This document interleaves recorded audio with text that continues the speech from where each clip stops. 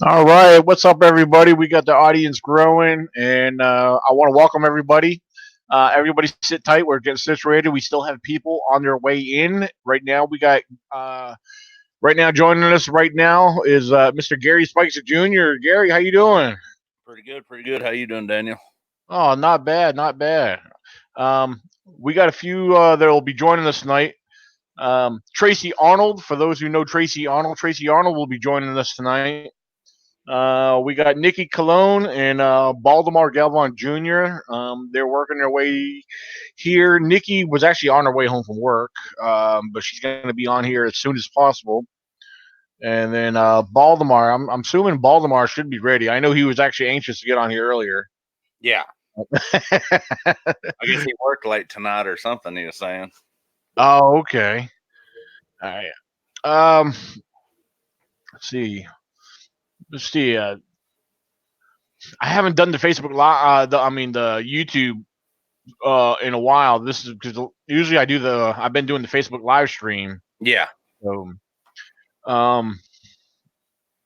Oh, Dinobot on the chat is asking you. He's ask Gary for me, please, if he realizes that Reed Norman from Facebook is me.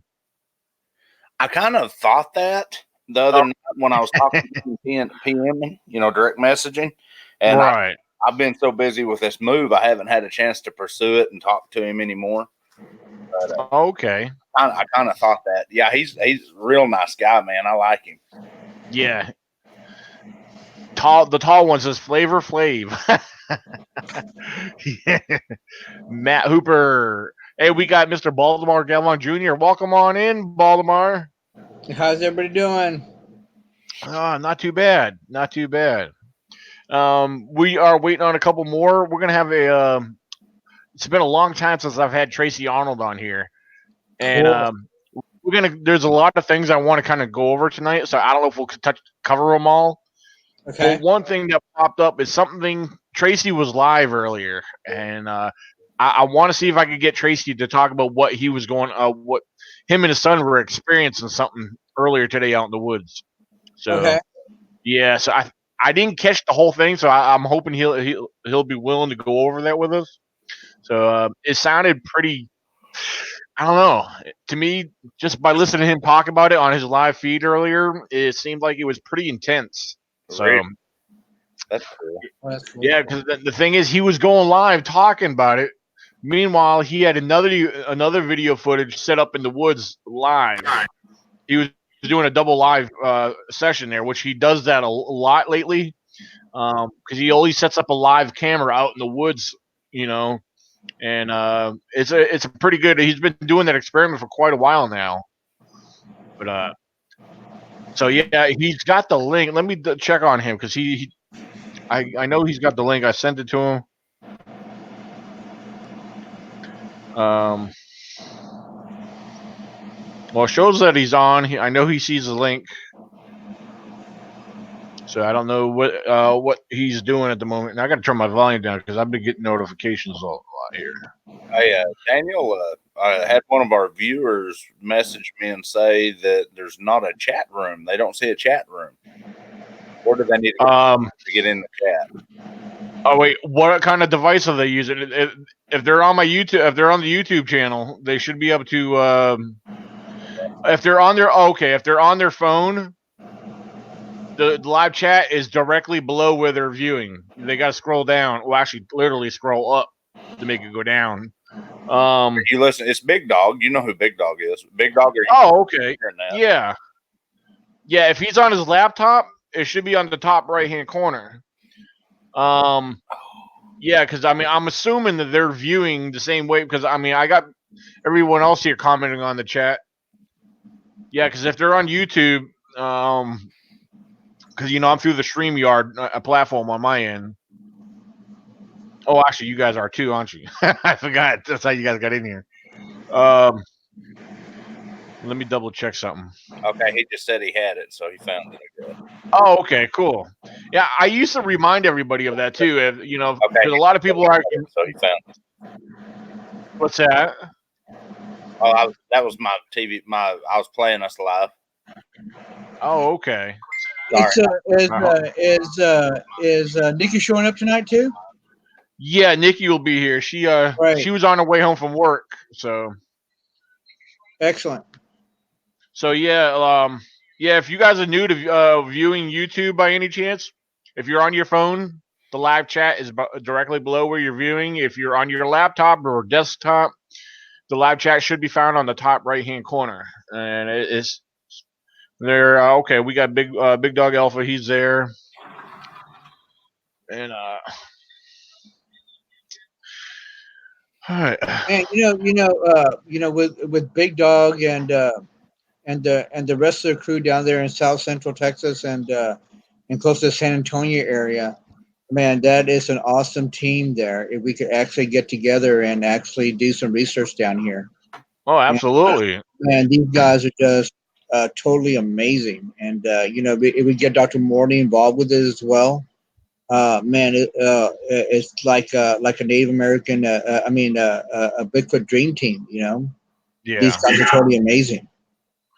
That's another thing with the way you guys are working together. I personally find that fascinating. That if you guys could, I know it's hard because we all have jobs, we all got to work and everything.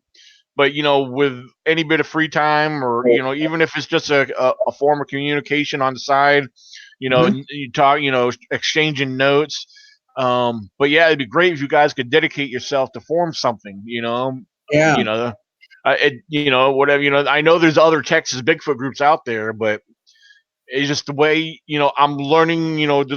From the way I know and understand you, and then I'm starting. I'm slowly learning about the others that are starting to work with you. You guys have a different. I don't know the proper way to put this, but you guys have something different and more the others don't have. I think the others are. It's not just about going out in the woods and everything. You guys are actually trying to play down to the science of it, and take notes and document stuff, which is very rare, that anybody gets to do. That's anybody's doing. A lot of people just simply hunky dory go out in the woods, and that's to them that's Bigfoot, But The thing is, Daniel, is that you know, there's one thing that I learned is that never rush into anything. right, Take your time. And do certain things because if you rush and everything like that, that's the way that you make mistakes.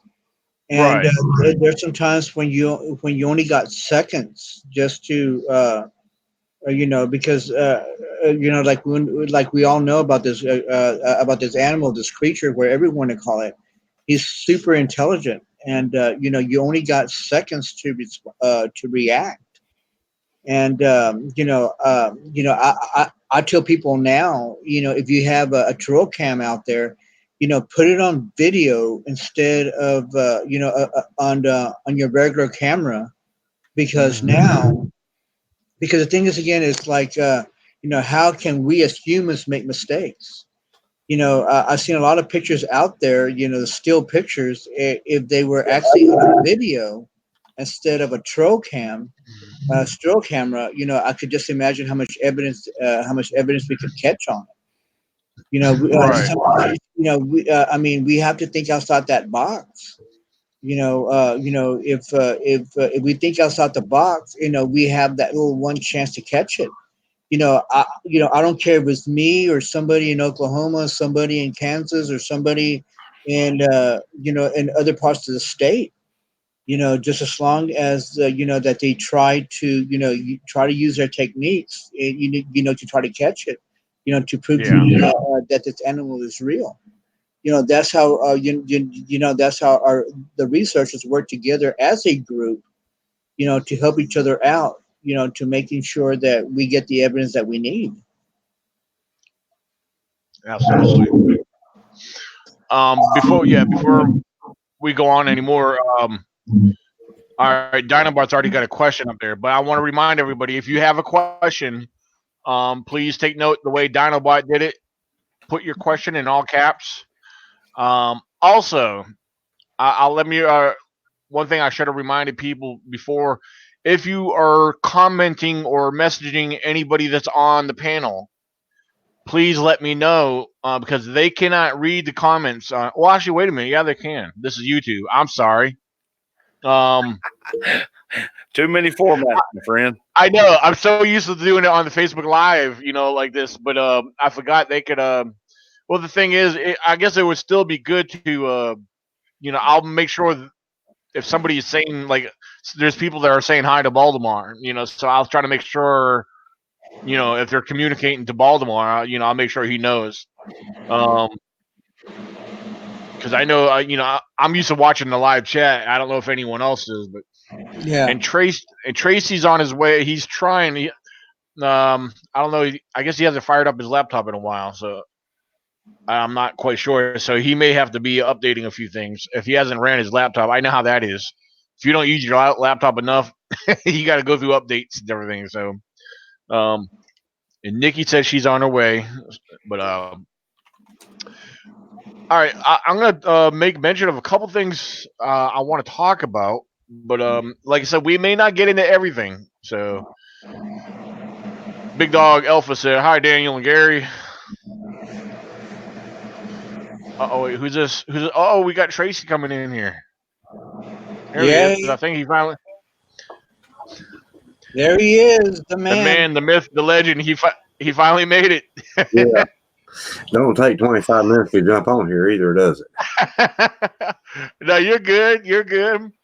My Gary? hands were doing this, and then my little girl had to come here and do it. So I was like, thank you. Oh, okay. I was just a nervous wreck. Hold on 1 second. I think this is, yeah, here's Nikki. Nikki's finally got in here. Yay, Nikki. Oh, wow. All right. I like how YouTube has the different setup now with everybody on the screen. That's cool. Oh, this is not YouTube. This is it's a platform that we're connected to YouTube. It's okay. Because we don't use Google Hangouts no more. This is a new platform. It's a lot better. Wow. Yeah, Google Hangouts is actually supposed to be going away this coming year. So we've gotten used to a new platform.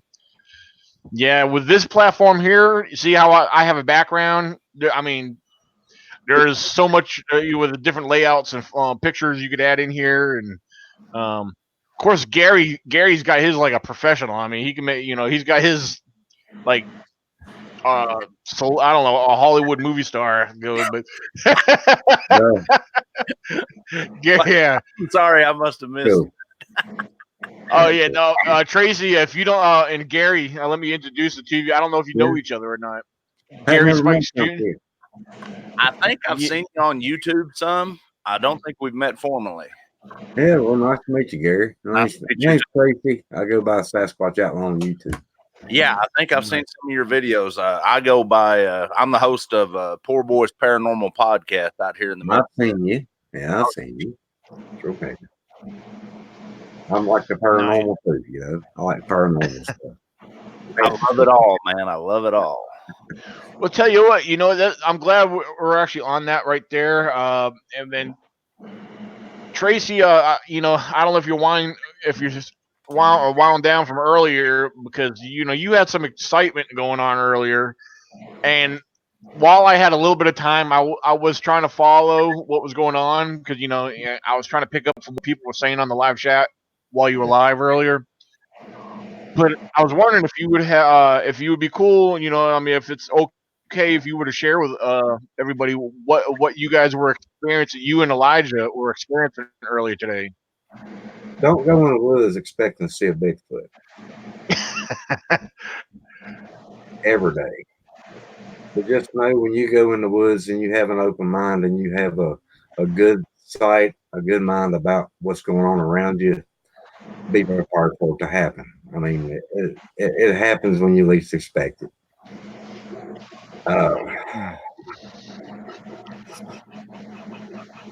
I'm just really emotional because it's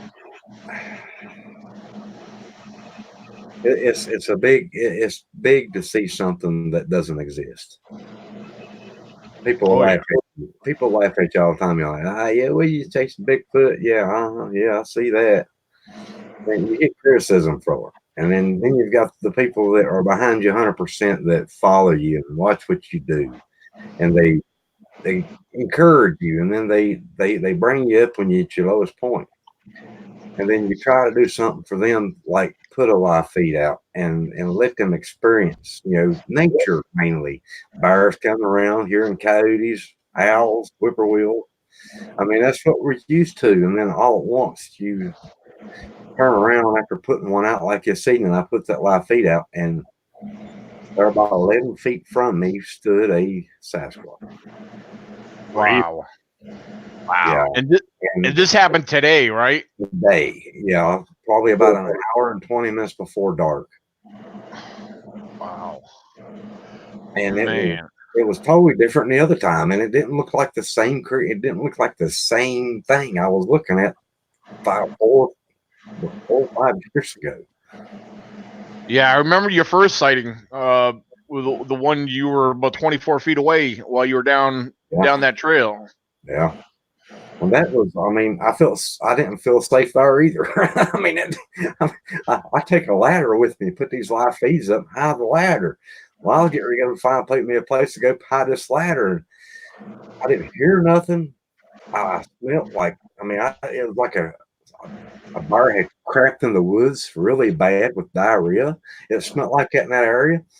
And I had the ladder. I was walking away from the camera, all out of view of the camera.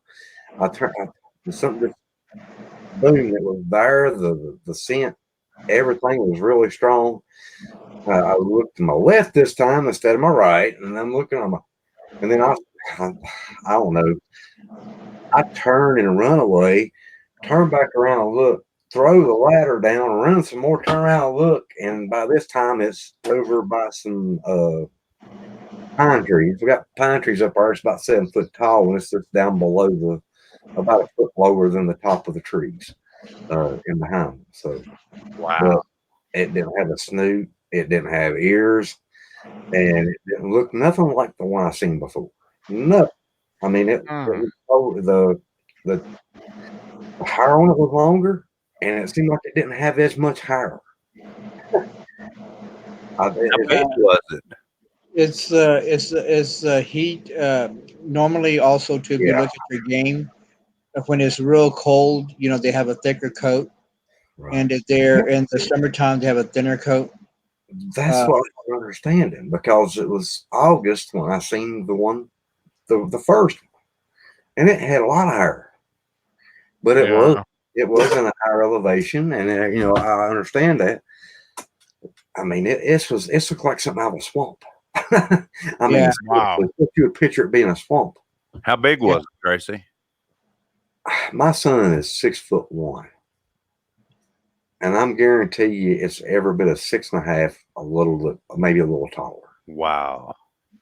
Yeah, and the shoulders. I'm just by thinking, fresh off the memory, 3 foot, 3.5 foot wide at the shoulder. Wow. The mid torso and all that stuff. I actually seen hands this time draping really long with hair, and it was slumped down. Like the shoulders were slumped, head was down, and it was like just standing there. It was. Wow. I couldn't see the face it looked like a bad comb over this way. I mean, seriously, that's what I seen was a bad comb over this way, and you just barely see an eye, one eye. Oh, wow. That kind of reminds me of an image I've seen too. I mean, that's awesome because, it's funny the way you described it is how I would imagine a lot of them would actually be. Then again, I have other visions of what they would look like too, but that there really kind of makes me, ooh, yeah. I don't know if I want to see that or not. May I ask, that description is predominantly in the southern part of the United States and up. That's what I was thinking. What area of the country are you in? Southwestern Virginia. Yeah, he's just 3 hours borderline of that changeover that they're talking about. So yeah, he's just 3 hours south of me. So wow, that really does sound like that southern. You get that in the southern, Florida all the way into Oklahoma out here, and Oklahoma's kind of the crossover too. But Southern Virginia, especially Georgia and South Carolina, you hear that description a lot. And they tend to be more aggressive. That's interesting. Wow. Well, I wouldn't want to stick around to find out how aggressive. I wouldn't I really. I mean, Hey, real quick, let me make a quick mention on here. For some reason, Lupe Mendoza, he's not able to comment on the live chat, but he wants me to tell. Yeah, he wants me to tell Tracy hello, and he loves your videos. oh, well, So, thank you. Thank you. Yeah, Lupe. Do you know Lupe? Yes. Okay, Trey. I wasn't sure if Tracy did or not, but I think yeah, he's from. I've seen him in the chat before, I do believe. Oh, okay, yeah, he's another Texas resident. He's joined us There's a before lot. through Gary's podcast. So There's a lot of Texas people on my live, and people from England on the live. There's people from Australia on the live right now, and it's I couldn't believe it, but we hit 50 viewers at one time today just on the live. wow.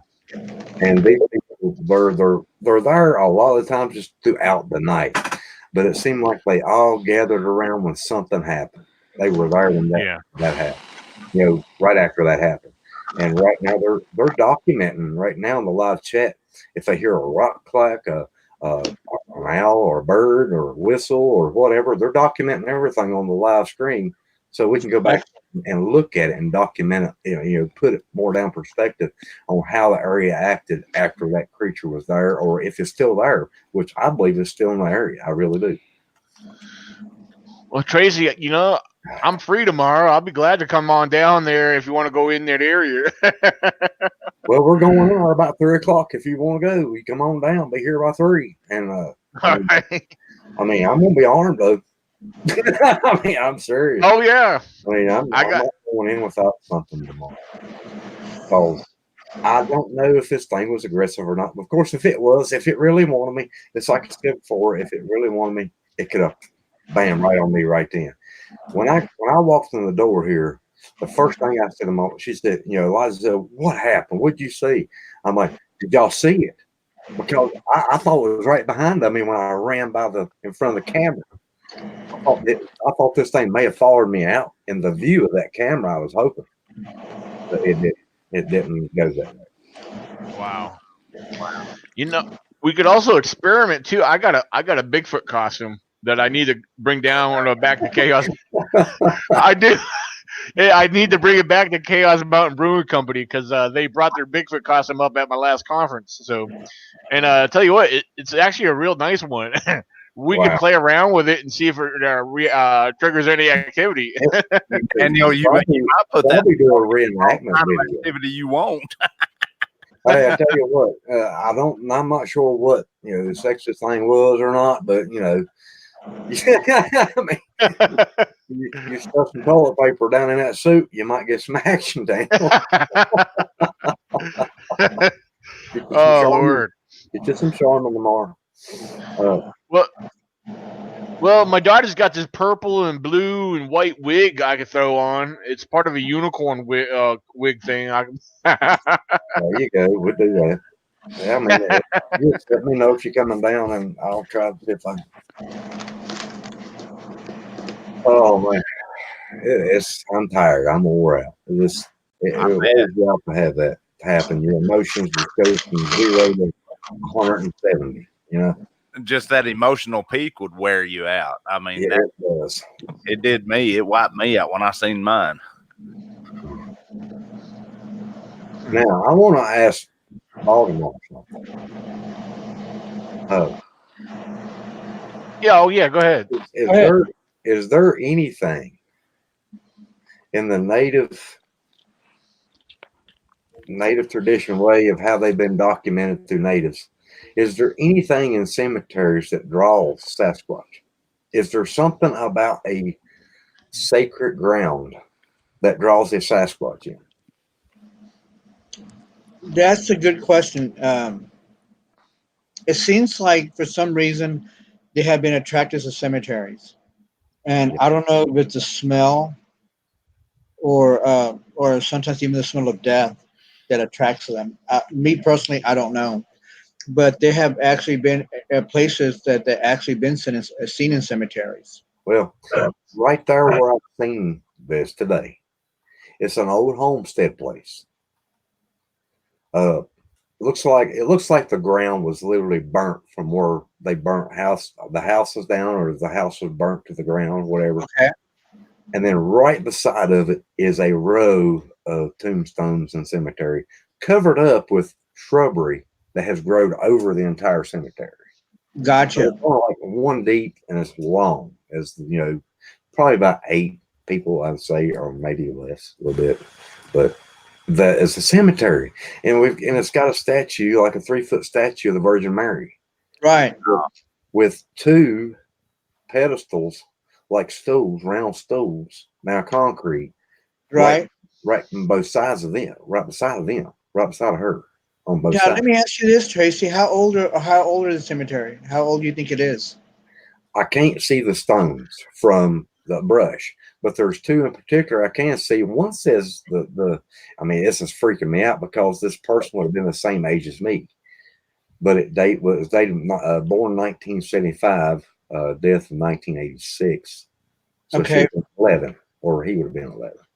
See, what gets me, what gets is just my theory, is that they have been there before, and it's like a marker to them, and because they have actually been there before and stuff like that.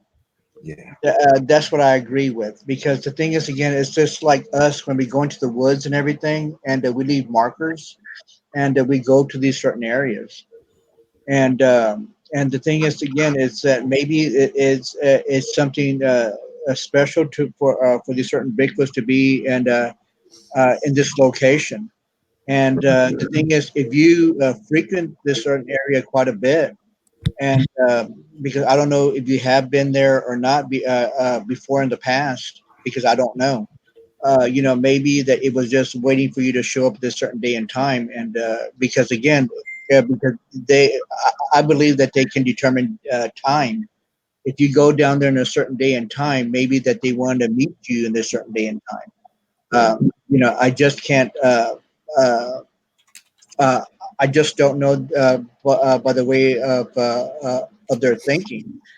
Because when I had my sighting, we would actually go to this location every single day for maybe for like 3-4 years, and then all of a sudden, out of the blue, out of this one particular day in October 2013, Lord and behold, there it was in a sendero. Uh, Least expected and everything like that. Boom! It just showed up. Hmm. Oh, wow. Interesting. Yeah, because the other thing too, thinking about a cemetery in that area. Also, you talking about that's their, they know that area. They've been there before, like you said, Baltimore. So think about before that think about before that cemetery was ever even put there. That's been probably a territory they're used to passing through. You know, and Right. then if they ever observed what was happening when that cemetery became a cemetery, that's probably sparked their interest in one way or another. And and So I got to tell you something else too about the cemetery too. My friend Mr. Abrigo passed away, and actually he passed away last year, and he actually had a sighting of Bigfoot, and he was uh, one of my eyewitnesses about Bigfoot, and he had so many stories about Bigfoot, and he actually passed away. And this Bigfoot, the cemetery, I mean, is very close to the Medio Creek, and so they actually called it the area that he's buried on is called Boggy Creek, and there was so many Bigfoot encounters there. And then all of a sudden, we looked in the creek bed area towards the between the cemetery and the creek bed, and there was this huge, massive, like hole, like a big old giant game trail. And we made a joke there in the cemetery. Goes, and we actually said, well, Bigfoot is going to come over there and give Mr. Abrigo a visit one of these days. So, but again, it's very close to the cemetery. Maybe again, we just there's sometimes also too maybe again is something that when people get buried in the cemeteries, maybe that they watch. we just don't know this. Maybe that they wash and come back later, and maybe that they figure out, who's buried there or not. We just don't know what these animals do in cemeteries. Just a thought. Yeah. I know for respect out of the cemetery, I was kind of hesitant about putting the camera there. So I kind of put the camera away from the woods, out in the woods towards the Virgin Mary, but not on the cemetery itself.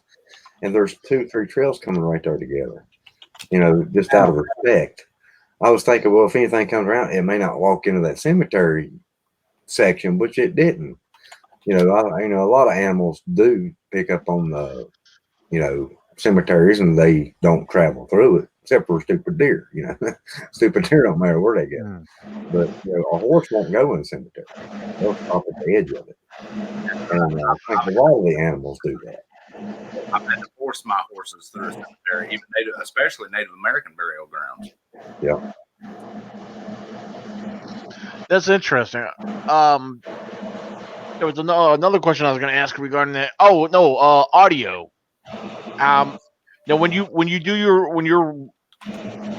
going live, when you got your camera set out there in the woods live, do you set up any audio recorders? No, everything is recorded on the live feed. Okay. We So if there's anything vocalizing, the audio will. I mean, the video will pick it up. Yep. I mean, doing the live streams like I do. Right now I call it America's Bigfoot camera. Right. Just change the name of it. Trying to get more people involved in it, because your name is everything on YouTube. Absolutely. So I put it on there to get more people into what I'm doing as research. Maybe get a couple of people that don't believe in it to watch a couple of minutes of it. Just pick up on what the chat. The chat's a family. And right now they're saying they hear growls, howls, big break, something close to the camera. I mean, right. But right now it's dark, and I didn't getting a chance to put my light up where I wanted it, because I ran out like a scared chicken. But a lot of times we have that up and going, and a lot of times the light don't even go on. But it's exciting to hear something by field walking through the woods in pitch dark. And a lot of times we have a bear come in, deer come in, a raccoon come in, a skunk come in, a chipmunk or a rat at the bottom of the tree. But there's some nights that we have picked up very good vocalizations, 3 knots, stuff like that. And we do get the occasional dog every now and then going, "Whoa." So I hear a Bigfoot, But all in all said, we document everything, and right. And when I used to sit and listen to 14 hours of recording, you know how boring that was. Now I've got people with me listening to the audio recording. Yeah, I know. That's what I do when I check, try to listen in on my audio recorder. Like, I'll have, I'll check it after a whole night of while I'm if I go camping, and after I go in for the night, I'll have 7-8 hours of audio on here, and I was like, man, I gotta go through all that. It takes forever to get through. I mean, yeah, it does. I've had some that last 3 days. Then I use good batteries in it. I'd have the whole thing full 3 days of nothing but audio. And at that time, I was kind of driving like you, so I'd have a plug in the end of it with earbuds driving down the road. Listen, shoot, what was that? Right. And but now I've got right now I got 38 people listening to this, and they're documenting everything they hear. And now we got video. We can go back and listen to it and debunk a howl from a dog barking, an owl from a wood, wind blowing, a branch fly out of a tree as a wood knock. We can go back and debunk everything. There's some things on there that happen occasionally. It's not every day. It's not every night. And I put out quite a bit. And it's not every time we go out. Something happens. Sometimes you sit there and we just talk what we ate and what we're going to do tomorrow and all this stuff in the chat. I mean, sometimes people say this is boring. It's dark. I can't see nothing. We need an infrared camera.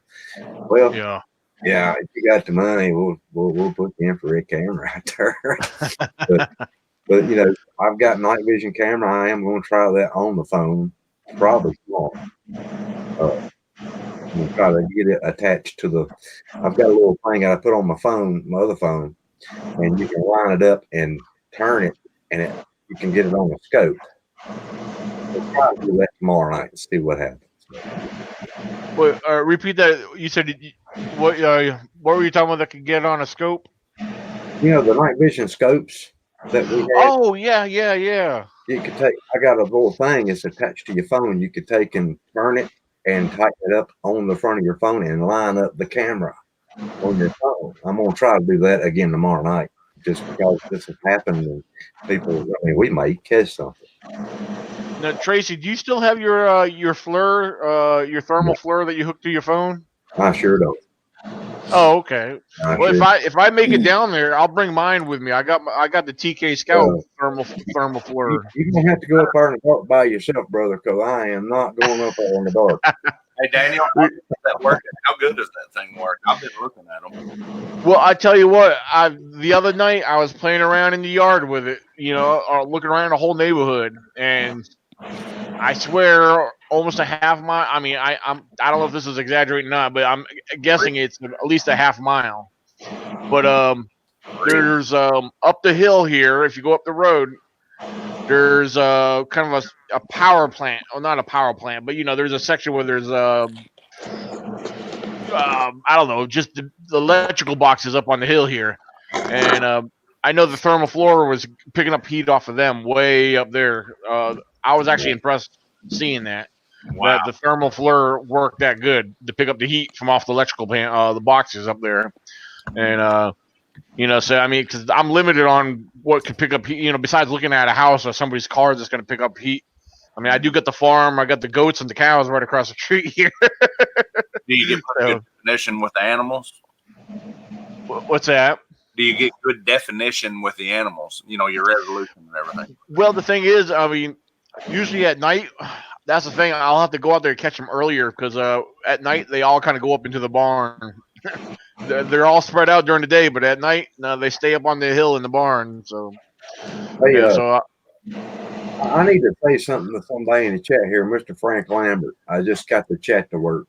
Oh, okay, great. It's good to see you, Frank, and he has a live feed going now as we speak. Yes, I do, and yeah, the main thing we talked about is what was cooked for supper. Pretty much in our live chat. But Frank, he's been there, God, for well over a year and a half, I'd say, right at a year and a half. And, nice. And if it wasn't for people like Frank helping out, there's sometimes we wouldn't be able to do the live feeds because the money's so tight. He's also a big supporter of absolutely on the live feeds and stuff. And for people like that, and you know, Frank, Sissy, and Annette, and I'm trying to get all of them, Lady in the Woods, and Kathleen, Ken, all the Kens. We got like 2 or 3 Kens now.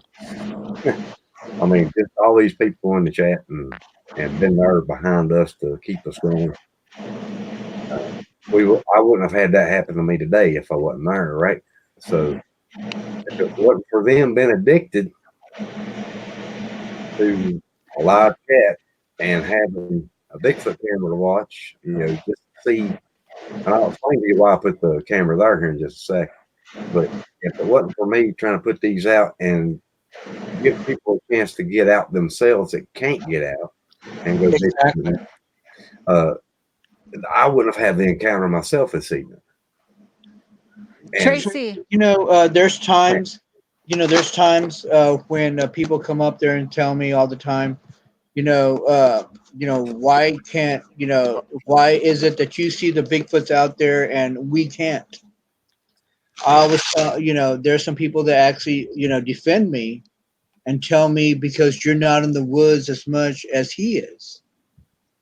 If you're not in the woods out there, if you're not concentrating on nature, if you're not recording nature, if you're not, Bigfoot's not going to knock on your door and say, "Here I am." I hope not. You know, you know what I'm saying? Yeah. You got it, because the thing is, again, in order for you to come up there and actually catch a creature, you have to catch him in his environment. They're not going to come up there and knock on your door or whatever. We have to come to them. And again, even a lot of the sightings that people actually have are basically they come up there and catch it on a whim.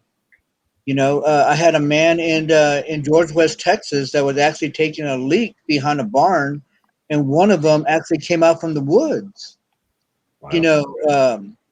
And he actually they both basically locked eyes, and and they went back into the woods.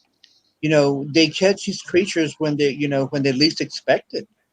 Right.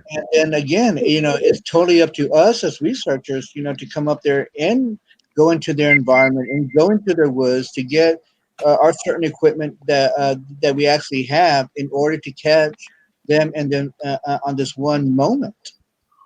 If they're because again, if they're out there playing their video games, or they're actually on their computers and not in the woods, how can they come over there and have an experience the way that we've had? We have to. We're country boys. Yeah. We live in the country.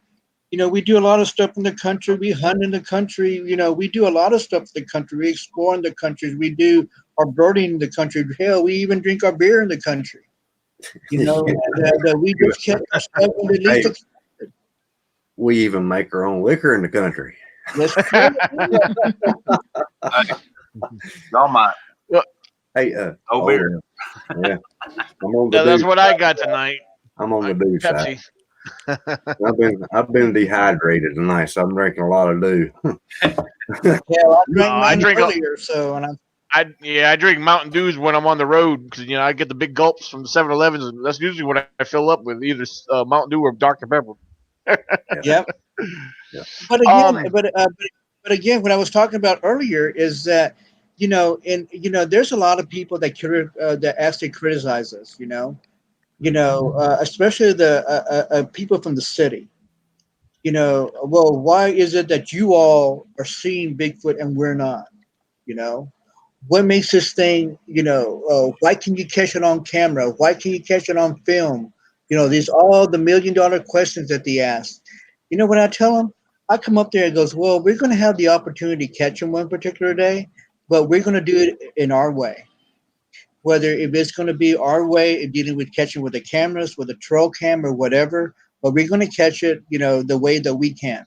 At least we're doing our experiments out there, and we're going to try to catch it the best way that we can in order for me to show the world exactly that this animal does exist. Right. So, Now, Baltimore, you mentioned that Bigfoot's not going to come knocking on your door. Well, you need to see the movie Exist. Yeah, he watched that here at the house, didn't he? Yeah, I was down at Tracy's house and I watched that with him, and of course it was nighttime. And keep in mind, for those who don't know Tracy's house, it's surrounded by woods and the mountains.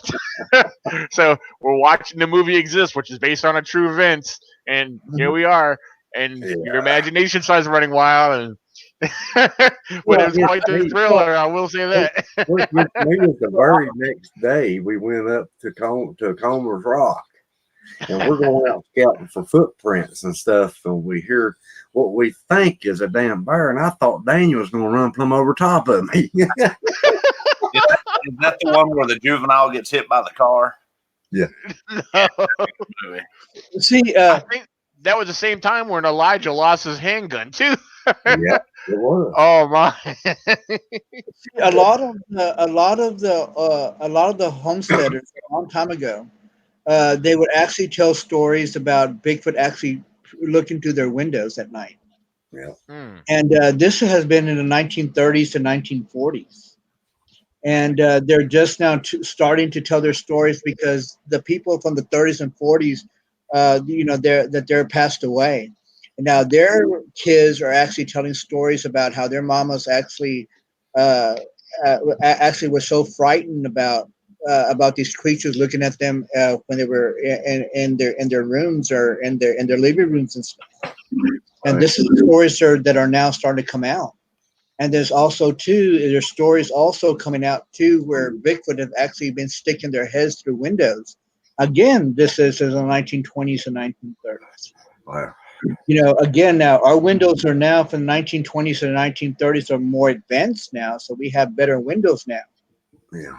I could just imagine what they're doing now. I have a relative of mine, which I contacted actually a day before yesterday, and I asked him, "Hey, have you had any Bigfoot reports?" And he looked at me.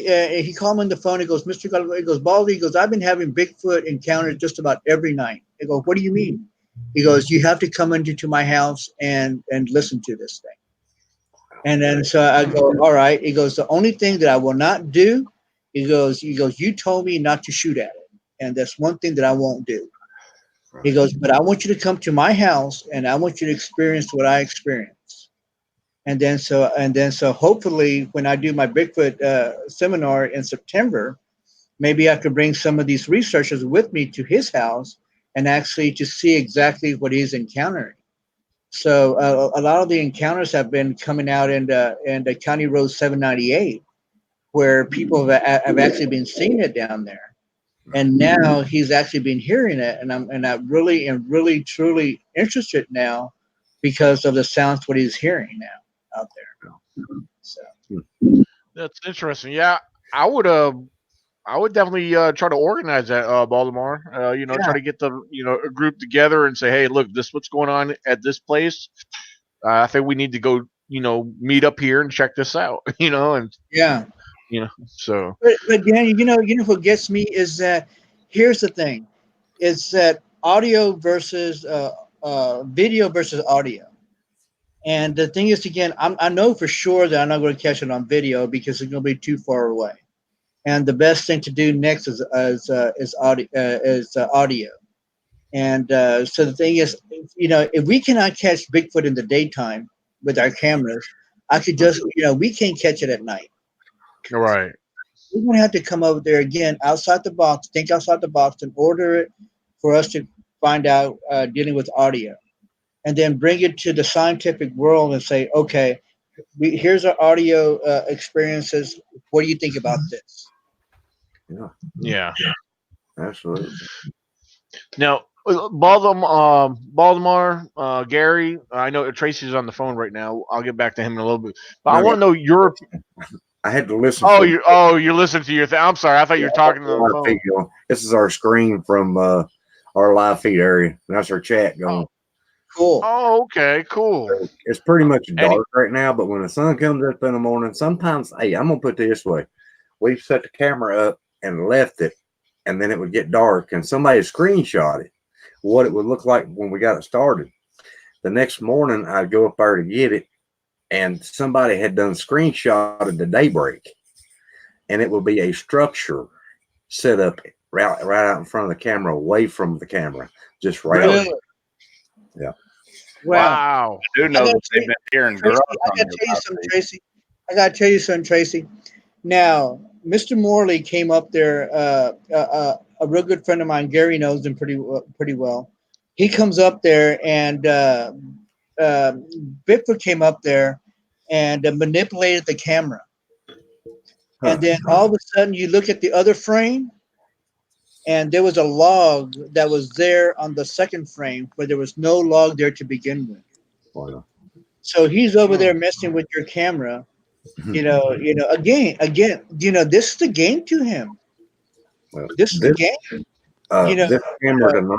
this camera tonight, will probably be moved because something has hung around really close to this camera, Right. and you kind of hear it real close. And several people say they've heard a deep guttural grunt, Right.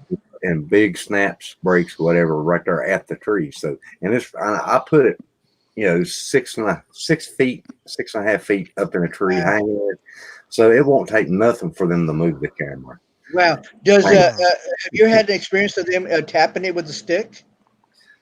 Oh gosh, we had the tree bashing event happened March of last year. I think I remember that. Something actually came up behind the camera.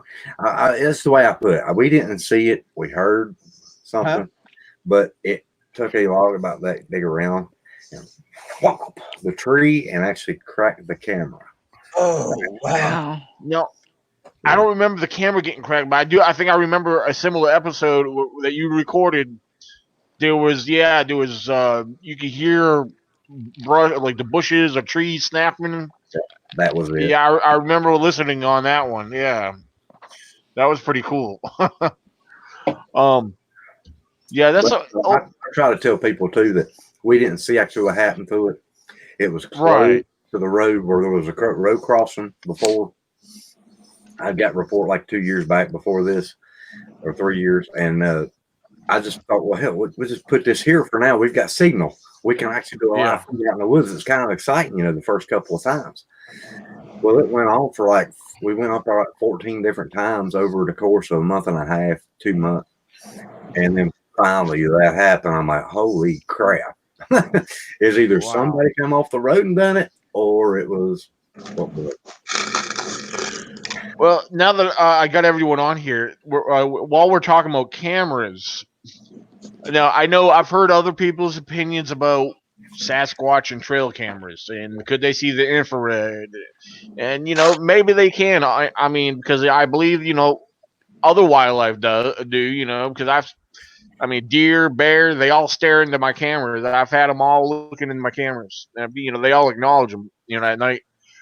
But now, as far as getting creative with a trail camera, because I recall for those who are not familiar, Tracy's done a video some years back where he was actually showing how to camouflage, using natural, like tree bark and moss and stuff like that to camouflage your trail cameras. Which I have still yet to really do that. I mean, although I have put my cameras in, I've put them on trees where I've taken like pieces of pine limbs and cedar limbs and other stuff to kind of like tuck around it. But I want to get everyone's opinion on, will a trail camera work? And I guess I guess it depends on. It's got to be at the right time, at the right moment, and all the above. I'm sure there's many factors in it. So, but yeah, go ahead. I see Gary shaking his head. I'll start with Gary. Well, you've heard me say it multiple times, and I know Baltimore has too. If I walked into your living room, Daniel, and moved your Pepsi can across your living room, you would know it. I think eventually, over a period of time, if I walked into your living room and say moved the picture above or that clock above your head up there about 2 inches, that you would notice it. I think that these guys are so in tune with nature. They know when we're hitting the woods, and they're watching us, unless there is that one situation like you're talking about where they're not in the area.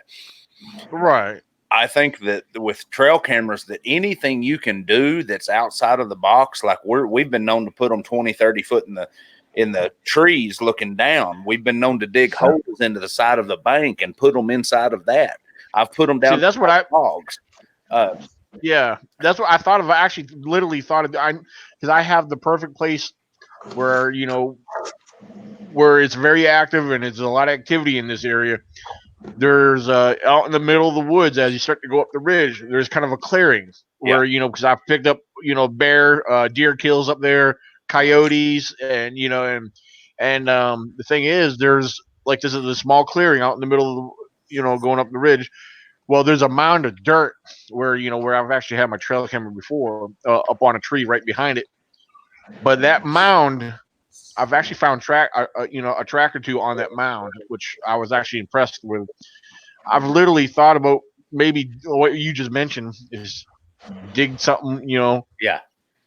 Because from the angle it would be looking at, if there was any squatches around, if they would be watching, they would have to be watching from up the hill, which in this particular area you're kind of hidden a little bit. Yeah. So I tell you one thing that I'm fixing to do this next month. I'm going out this next month with Randy Arrington and them. If everything works out, I'm literally going to take an ice chest and put a bunch of hot dogs and stuff and make it look like that we're, because they've been coming into the camps. Yeah. When we leave.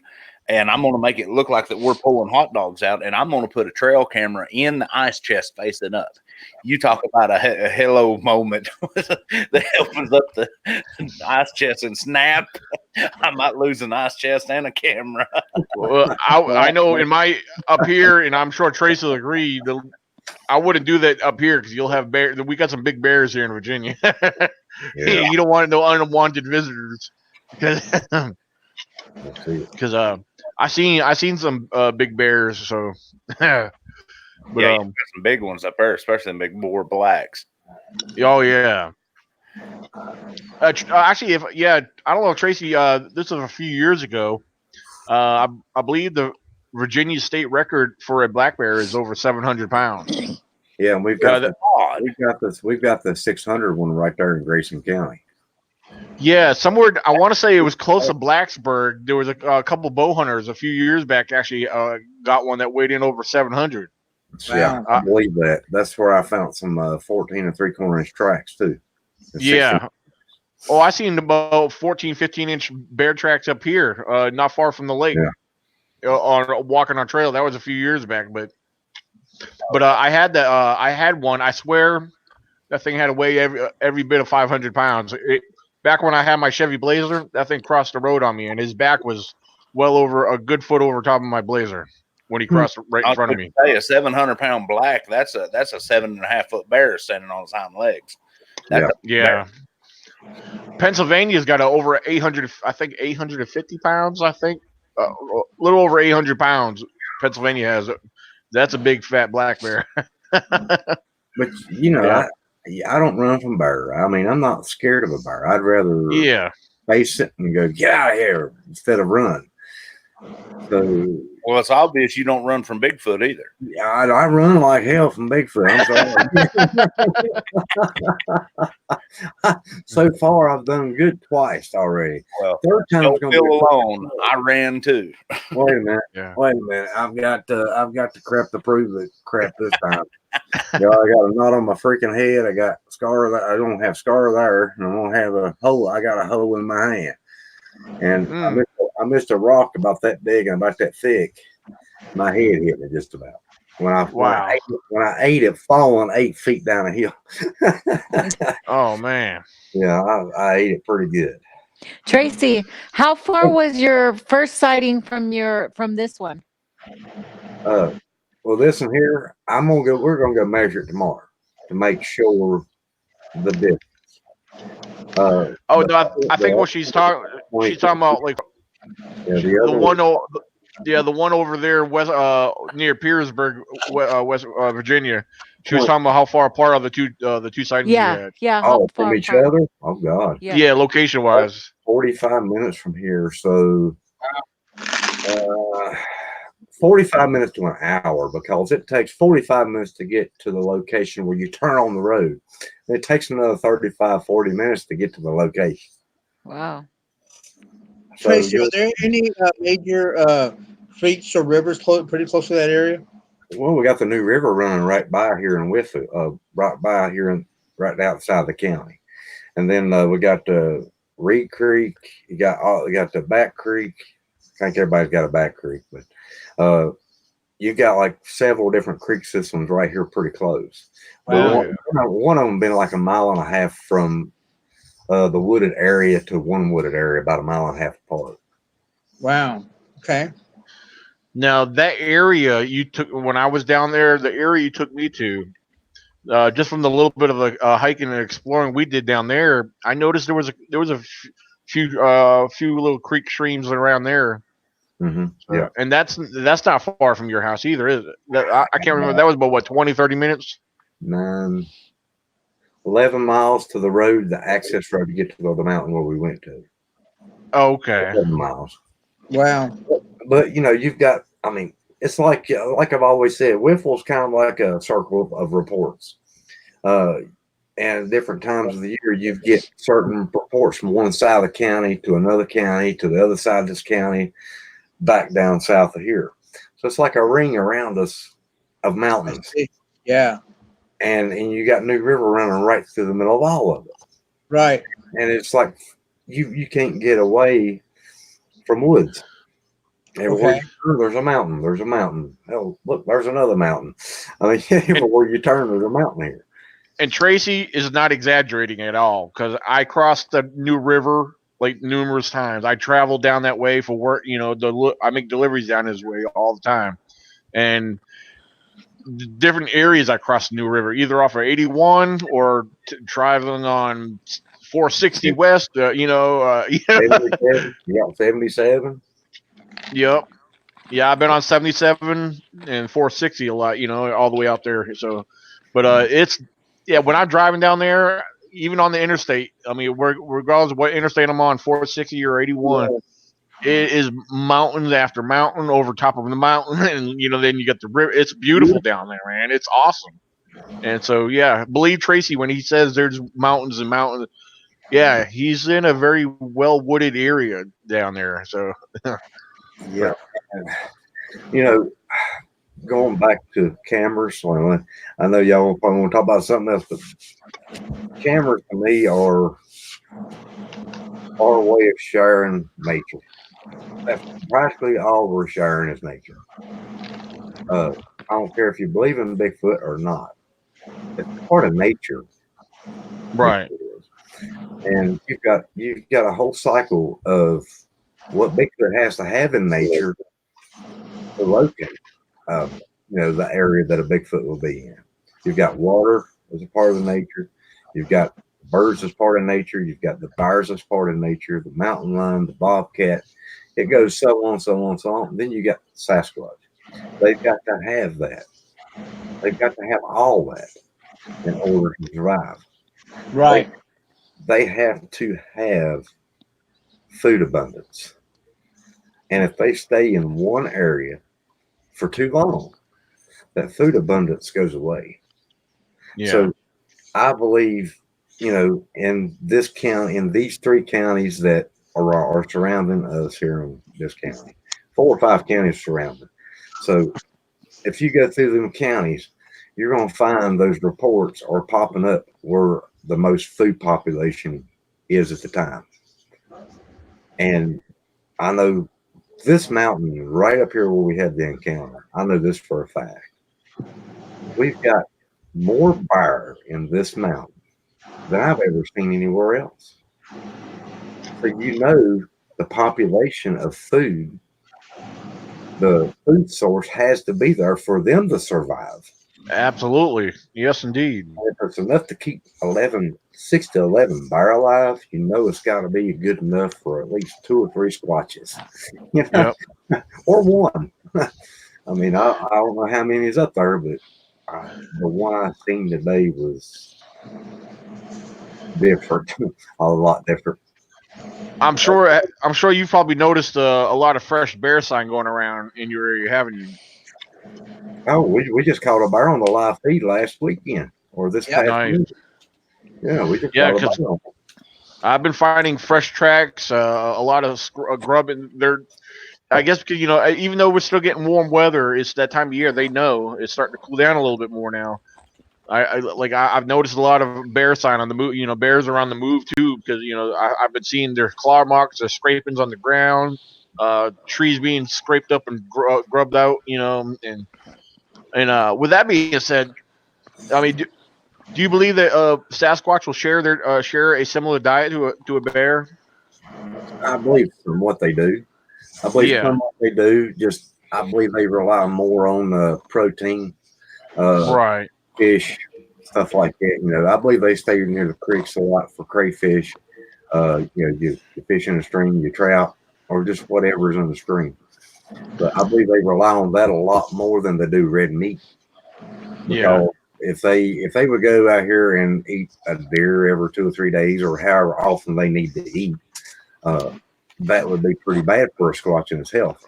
Get rid of it without having a lot of vegetation, because right now, I mean, I'll put it to you this way: my mower died 3 weeks ago.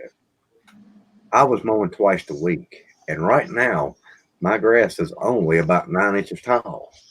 If it would have died a month and a half ago, I had to find a mower to mow my yard to find my mower. Right. I mean, but right now everything is drying out. The berries are gone. The acorns are up high. Yep. There's not hardly none down low this year. Everything's back up on the mountain for some reason. It ain't down low like it was this time last year. We had acorns that long this time last year getting ready to drop. But this Yeah. year there's nothing on them. And you go up probably about quarter mile from where we are now, and everything is there up, and there's not much of it. So Yeah. Right. I'm thinking that they're down here right now just trying to get there's 4 ponds right there at that camera right now. 4 ponds. One's got bass, one's got catfish, and the other one's got small fish, and I think the other one's got just in general a little bit of everything. And I mean, and it's I believe that's where we're going to have to go to maybe catch one. Right. 'Cause it- See, like down here, we have our because we right now we have our mesquite beans that are actually dropping, Mhm. and we actually have our acorns that are actually dropping as we speak. Wow. And then we got our wild Texas persimmons that are actually dropping as we speak right now. So it's basically we're at the last stages of it. Yeah. We have an epidemic of wild hogs that are down here in South Central Texas area, where they're in the millions. And then we come over there, and now we have our deer seasons coming up. And as hunters, we started a light feeding for our deer, getting ready for deer season. And on top of that, we're approaching the dove season as well. And they've actually have been reporting of Sasquatches that have been detected after a dove season hunt, where hunters actually lose doves when they're hunting, and it's a perfect opportunity for them to come up there and get a free meal. And then what I believe that Bigfoot needs is just like humans need is like food, shelter, and water. And right down here in the South Central Texas area, towards the Oklahoma area, that we have the abundance of that as we speak. That's why I believe that the animals are slowly coming down south in order for them to get their protein and everything like that. I mean, again, it's that. I mean, as again, as I mean, again, we just. Everything depends upon the climate. Everything depends upon the terrain. Everything depends upon the food supply. Right now, Virginia and everything like that is their food supply is dwindling, but down here in South Central Texas, it's just thriving. And I believe that's why there's a lot more sightings and a lot more stories of actually starting to happen down over here. And I'm very, very shocked and very surprised that we haven't heard that many stories from down here. But unless nobody ever wants to talk about it. It's just like y'all were saying about the hunting season coming up. I mean, I've talked to avid hunters that would not. I mean, you think about it. An avid hunter goes in the woods. What month do they go in the woods in your area? They go in around here. It's September. Well, they say it starts in late July with cameras, and that's once a month all the way up till October when hunting season starts. Yeah. October, November, December. 3 months. This hunter goes in the woods probably 4 to 5 times a week. Sometimes some of them stay in the week, staying there for 2 weeks at a time. Oh, I ain't never seen no Bigfoot, and I'm a hunter. Well, I'm a hunter too, but mine goes from January to January.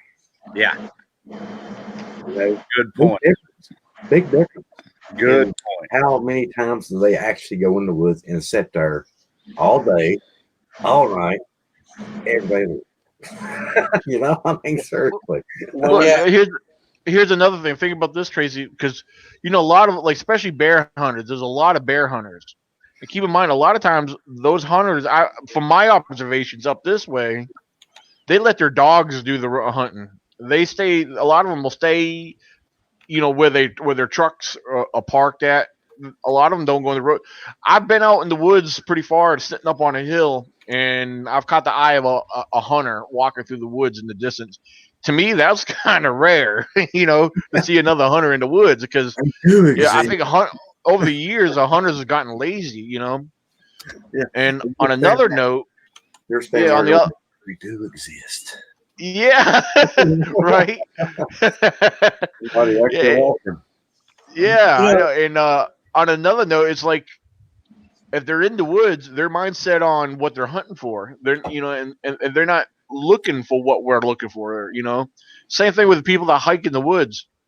I hike in the woods. I hike. A lot of them hike on trails. But then again, you got the ones that do go off trails. I've encountered them, and I've actually questioned them.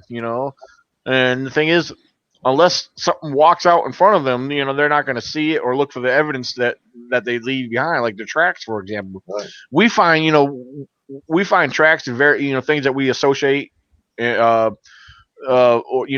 with Sasquatch, like tracks and other odd formations and stuff. But the thing is, they're not looking for that. We are, so that's another way to look at things. Yeah, Daniel. Also, too, I've actually talked to some eyewitnesses, and there was this lady that was actually sitting on her blind, and she had a box blind.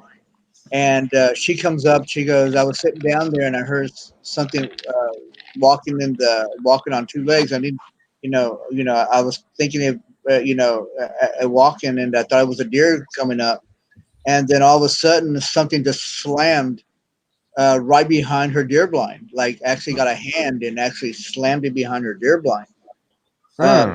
Because also too is that I heard stories like that many a times.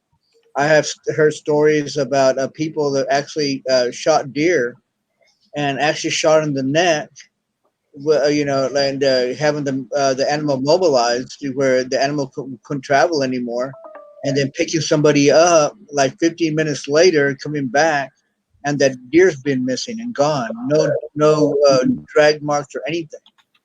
And I can't even tell you how many hunting stories that I've had about animals that have actually been taken, actually after a hunter shoots a deer. Yeah. They're actually watching us hunting. That's one thing that they're actually observing us hunting. The very first thing a hunter does after he shoots a deer is once he goes into the woods, he waits for a few minutes until the animal dies. That's the most humane thing to do. And how many hunters have returned to go trying to find these deer, and knowing exactly where the animal went, and not finding the animal that they hunted and killed. Yeah. I mean, I can't even tell you how many stories I heard of that. And the I've thing actually is, heard a couple stories. I'm sorry, I'm just gonna make a quick mention. I've actually heard a couple stories from the last hunting season. Hunters are had made their kills, and by the time they go, and some of them are, I get fairly long range. By the time they get up to where their deer dropped, their deer ain't there. yeah, I mean, And they've seen their deer drop. yeah, You know, yeah. And so Daniel, I can't even tell you how many stories that I've heard. If you go down over there to the places where you actually butcher your deer, and actually come up there and talk to those people, and you'd be surprised about the stories that they actually tell you about Bigfoot encounters that they've had.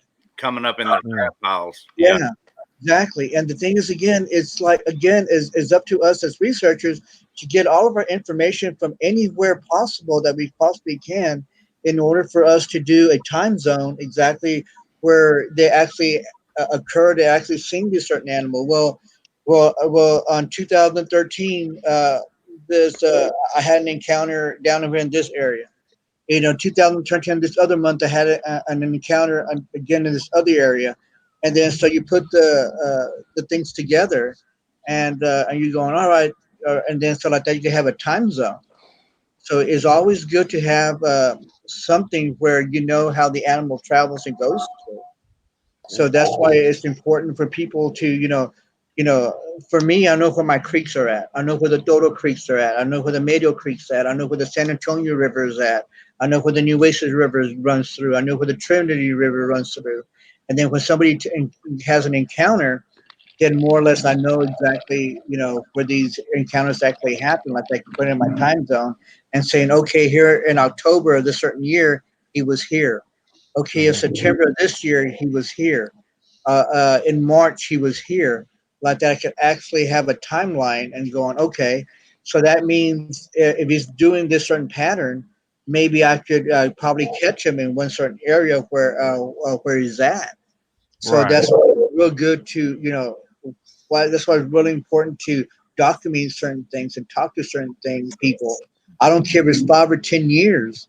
Is actually very good to document because you know real well that the creature has been there Yeah. and how it travels and where it goes and dealing with if it was a bad season, a drought or something like that he'll we'll know where the animal goes to.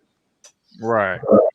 Well, yeah, absolutely. I believe it is very important to collaborate all this information together, and because I know some of us shared in the past. I know just from my observations of some of my little experiences, and with the reports that I gathered, learning when these sightings or encounters have taken place, they are during the times where I find in my area the most active times of the year, which is, as I mentioned before, early to mid spring, and then you got the fall season.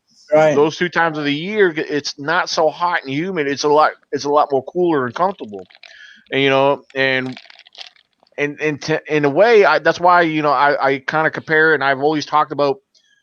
To me, they share a similar pattern to a bear. Right. And a lot of other wildlife that gets to active and move and it starts to feed and grub during these times of the year. So during the middle of the summer when it's hot and humid, I like to believe they stay bunkered down close, and move only more in the evening at night. And but I've gotten reports from bear hunters. That's one thing I'll bring up. I mentioned this before, and bear hunters and police officers are probably one of the most incredible people I've ever gotten reports from. And bear hunters, if for them to see a bipedal creature standing next to a tree, that was just staring at them. If there was a bear, wouldn't you think a bear hunter would be able to identify it as a bear if it was a bear? So that's what I'm getting at. So that happened during the hunting season. We all know when bears the hunting seasons take place up here. Like just as Tracy mentioned. So so I find it pretty interesting. And how we kind of share the different time zones, like what you're talking about, Baltimore, when they take place. I know some down in Texas and different areas where the weather is a little bit more. You guys have different weather. Um, and but the thing is, certain times, your times where it may get active may vary just a little bit from us. Right. So, but to me, it all makes sense. So sorry for my rambling.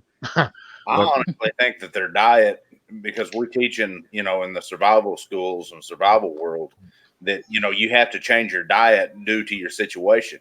And as each part of the time of the year goes, I honestly believe that their diet changes.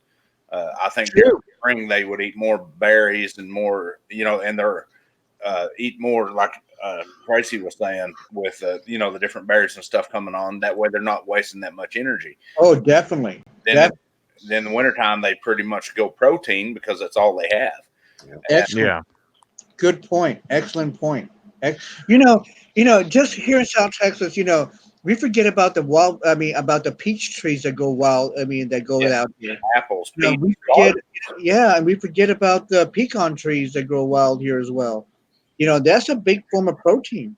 and folks, Baltimore and you discussed this a bunch. We're Yeah. missing one main source of food, and that is our trash.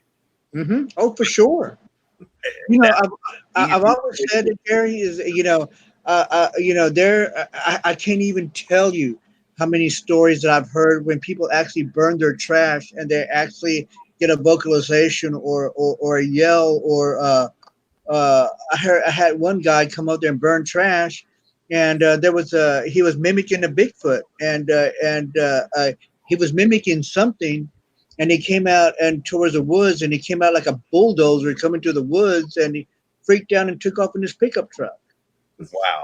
And to me, is a fire is I believe, like, this is my opinion. This is strictly my opinion. A gunfire is basically a dinner bill to them. Oh yeah. Especially during deer season, because very well hunters will come over there and leave their intestines behind. A fire. They're out there barbecuing and stuff like that. Top deal out there camping and everything like that, and leave their potato chips or whatever out there pretty close to their camps. Again, a free meal. That's basically what I believe. And Bigfoot has always been, to me personally, it's just like the Native American Indian have always been an opportunist. Absolutely. We come up there when we went to battle and everything like that. They come up there and they took the clothes that belonged to the other to the people that they actually killed, and even stolen their boots, their clothes, or whatever. We were basically opportunists. And I believe that that Bigfoot is also an opportunist. He'll come up there, and if he can take a free meal, if somebody gets a deer and puts him back in his truck in a roadkill, I wouldn't be too surprised. And there's actually stories that actually Bigfoot have actually taken deer out of people's back of their trucks. They're just an opportunist. Yeah. Tomorrow I'm taking 2 pieces of bacon. Mm-hmm. I'm gonna fry it. Yes, sir. One for the Bigfoot? No, I'm gonna give them both of them because I ain't gonna stay around with to watch them eat. If you want it, you can get it. You can have it. Yeah, Tracy, there it is. Tracy, what caliber is your sidearm that you carry with you? Oh God, my son's got it. I don't know if he's going to give me the 22, which I hope it ain't. It's a pea shooter versus what this thing is. I'm thinking probably 410 with a double aught buck. Oh, okay. Yeah, something like it. You need to carry what I carry. I carry a 45 caliber. Hell, we go 12 gauge pump. How about that? What's up? I got that too. Yeah. Yeah, there you go. And here we were talking years ago about, I don't know why they call it Bigfoot, and that ain't Bigfoot, and that's going to have to kill Bigfoot, old Bigfoot, whatever it was. Killing Bigfoot. Now here we are talking about bringing guns to Bigfoot. Yeah. Well, not to kill them, just for protection. Because hey, we were talking about bears. It's like I told Carrie Arnold and them on the show I was on there with. They asked me what I feared when I was out in the woods. I said, people. People scare me more than anything else. Very well put. I was going to say Bigfoot. Yeah. Yep. Yeah. I honestly don't believe a gun will do you any good against Bigfoot, but it will. No. You could be 2 foot from his head and try to shoot. I don't think it would hurt it. I don't think it will. Well, hey, what if you shoot him in the tallywhacker? Well, well, I mean, your guess is as good as mine where that would be at.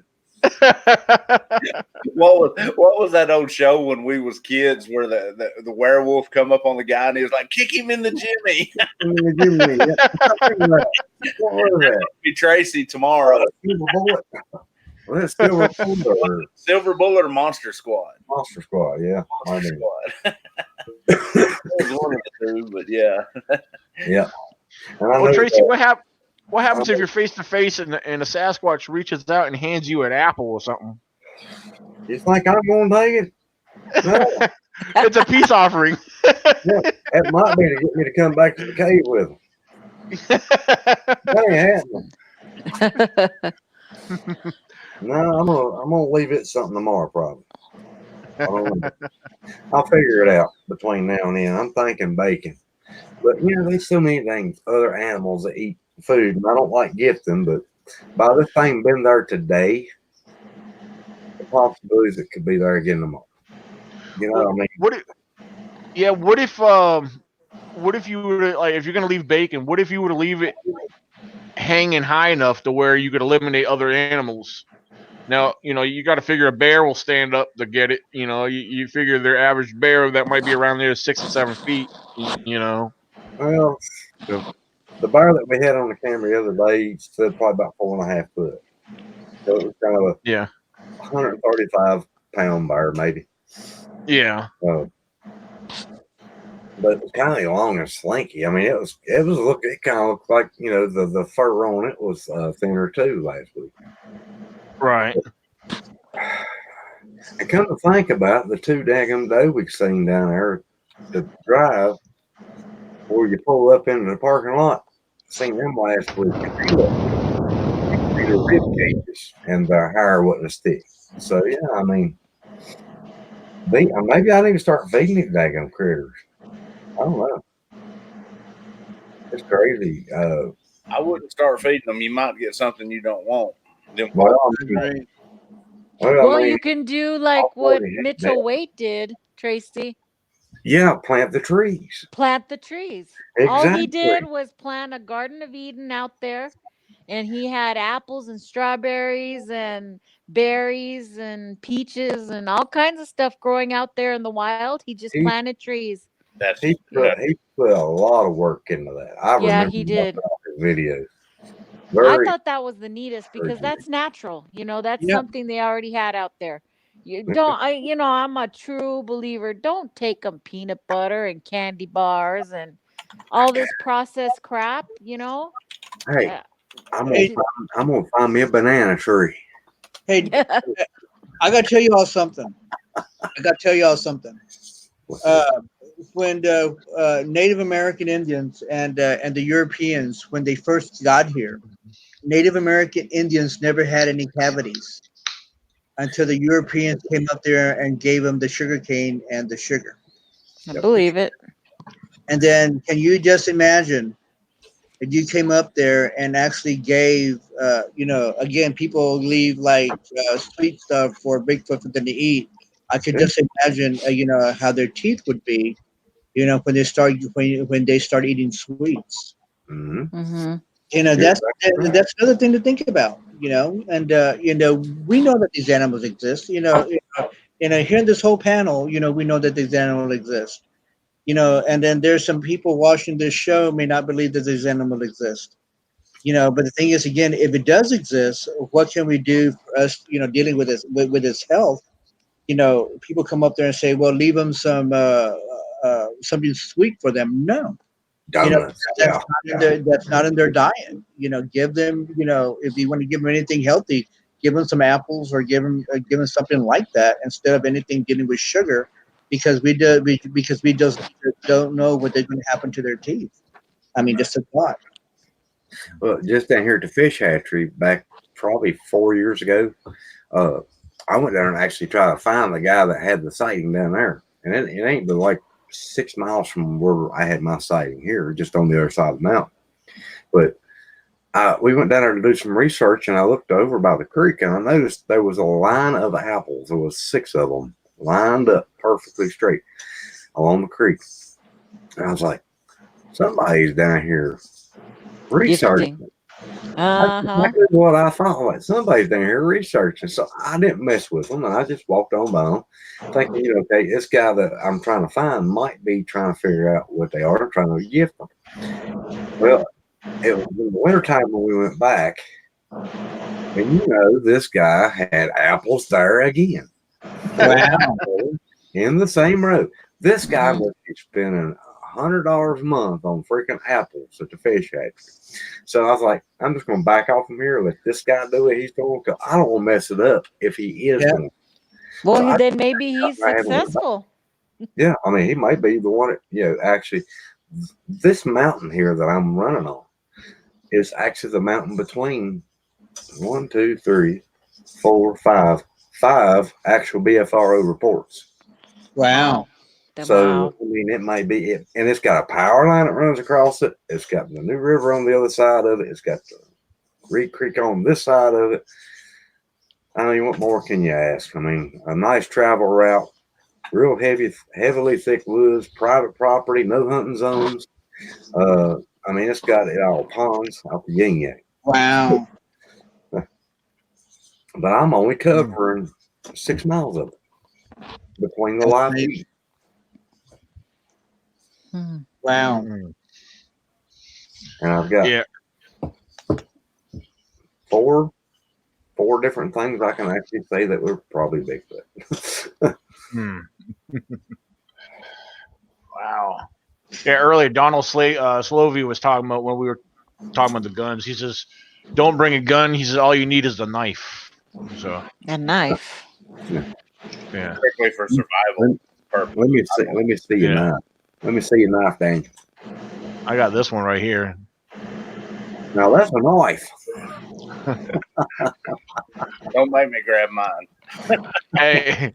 The only thing I'm missing, this is my knife, mate, but I need a donk. Anyone who's familiar with oh God, they're gonna compare their knives. Oh my God. Very shiny. Oh, nice. Come on, Nikki, where's yours? Baltimore, I know you got one. Mine's hidden. I got my other one over here. I do have one.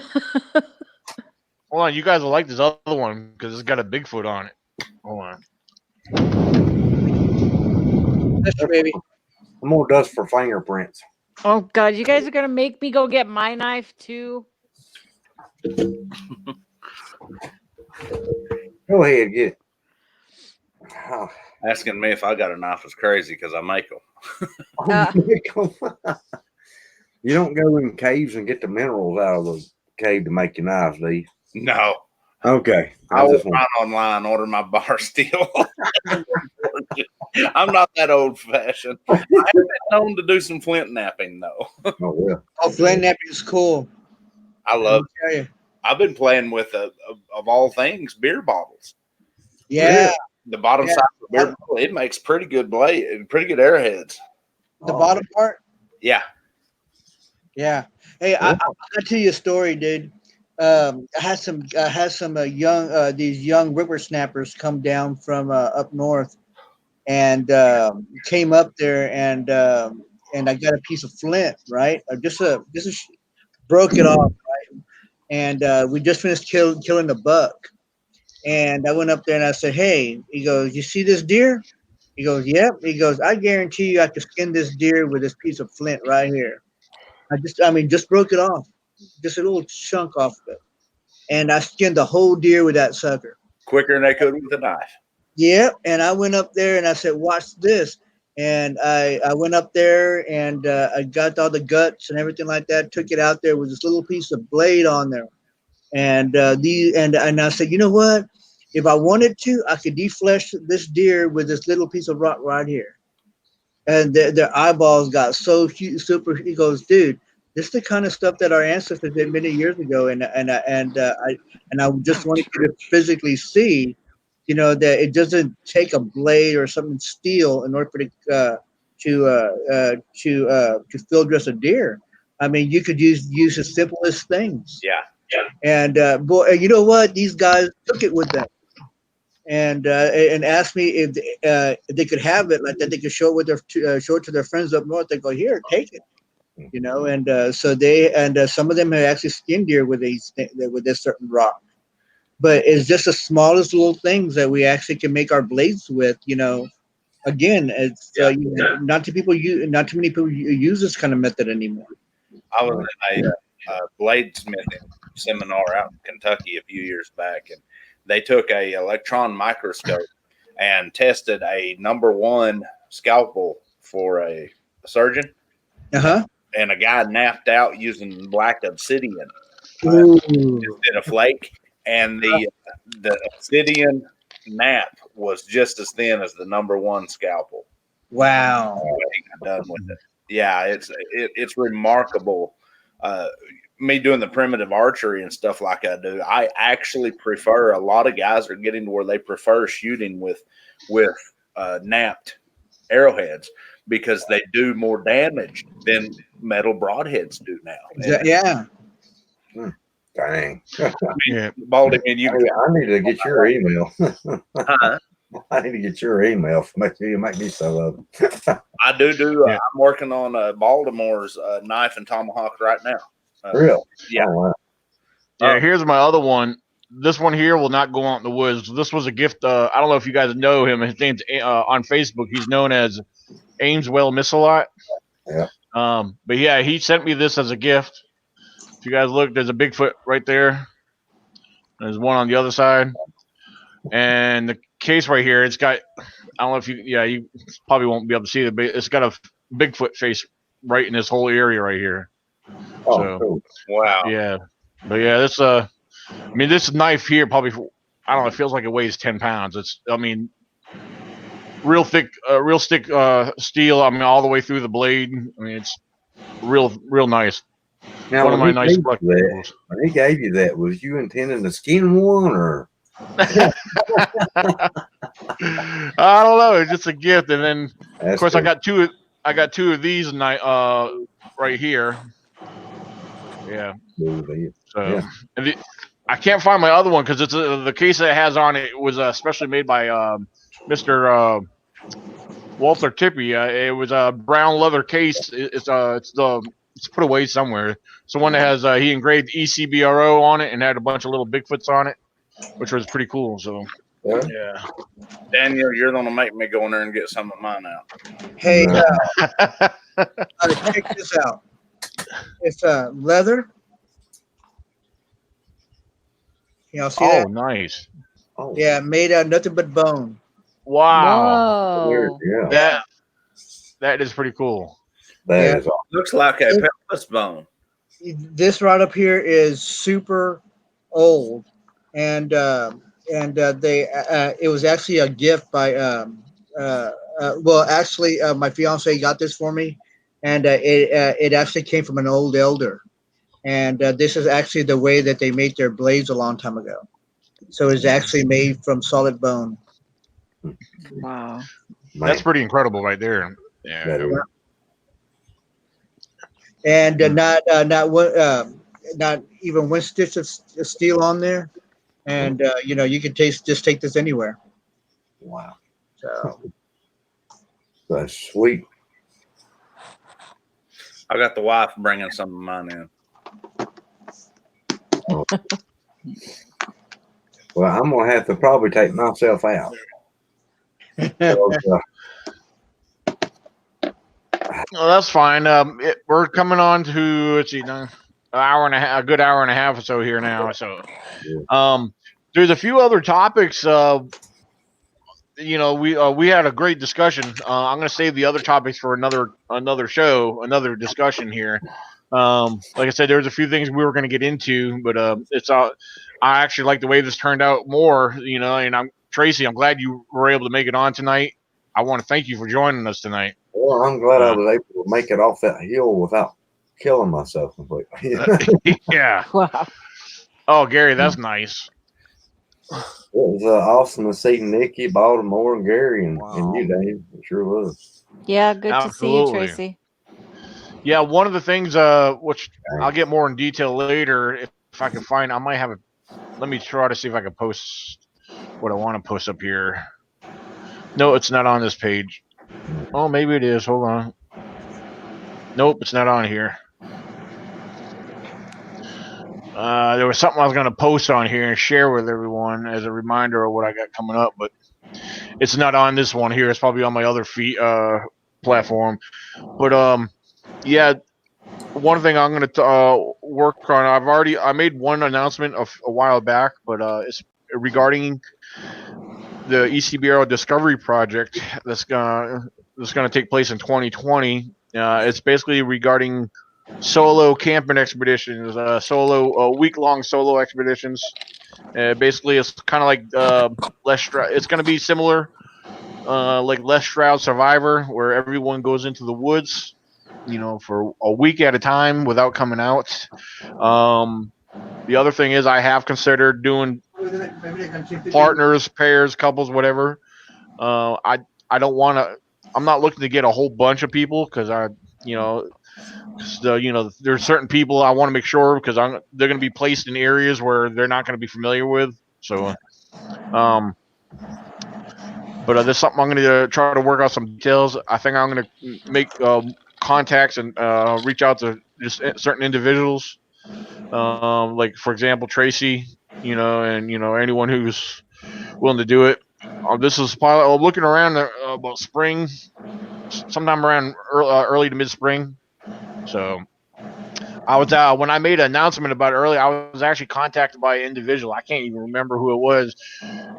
He was from out of Fredericksburg, Virginia. He's a retired military. He's like Gary. He teaches survival classes, and him and his son are really into the Bigfoot thing. And he showed some interest.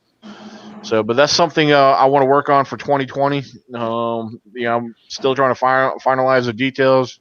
I mean, the details are not really all that much. It's pretty self-explanatory. Again, it's going to be conducted pretty much like Les Stroud. Go into the woods, set up camp, and scout out that area, and see what happens. So, because it's all part of my research area. There's areas out there. There's areas I've hiked into where I really want to spend more time in. Because I've heard stories from other people in other parts of the area that I haven't gotten to really spend much time in before, and I just believe that these areas hold something in there that just need more attention. So, because my area I have it broken up in zones, and I'm so focused on my zone 1 where a lot of the activity that happens at. I don't something about that area. I'm just drawn to that area, but I do visit the other areas every so often. But so Daniel, I got a question to ask the panel. Yeah. Let's say for example, and I am watching your show for the very first time, and I want to become a Bigfoot researcher.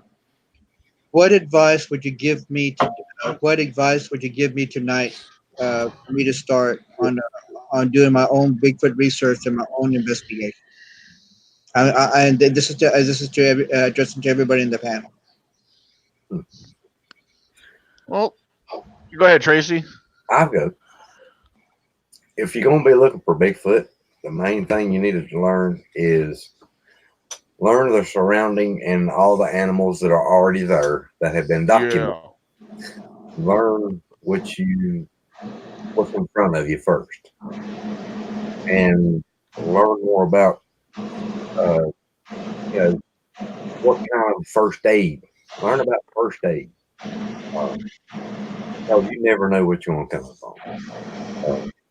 I'd say the first thing that someone really needs to do is get in contact with not just one person, not just Daniel, not just myself, Nikki, Baltimore, or Gary, or whoever. Get in contact with all of them before you go out, because you need to learn from the true research to the false research. You got to learn the hoax too, because if you don't, you're going to wind up like Sam DeLoach did.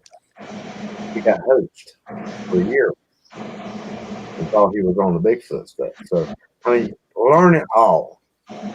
Learn the people that are hoaxing and how they're doing it. Learn the true research and people that are finding the real tracks, the real evidence, and find it for yourself what is actually in your woods. Don't worry about it. It'll come to you over time. Absolutely. Good answer. Yeah, I don't think you could have said that any better, Tracy. Sorry. No, that was good. I agree with you. Yeah, absolutely. I guess if I had anything to say, I would say keep safety in mind. You don't have to go out into the middle of the wilderness to find these things. They're all over. They're close to in towns. But always never go alone. Take somebody that you like and trust until you get more comfortable with your surroundings in your area. Now you tell me.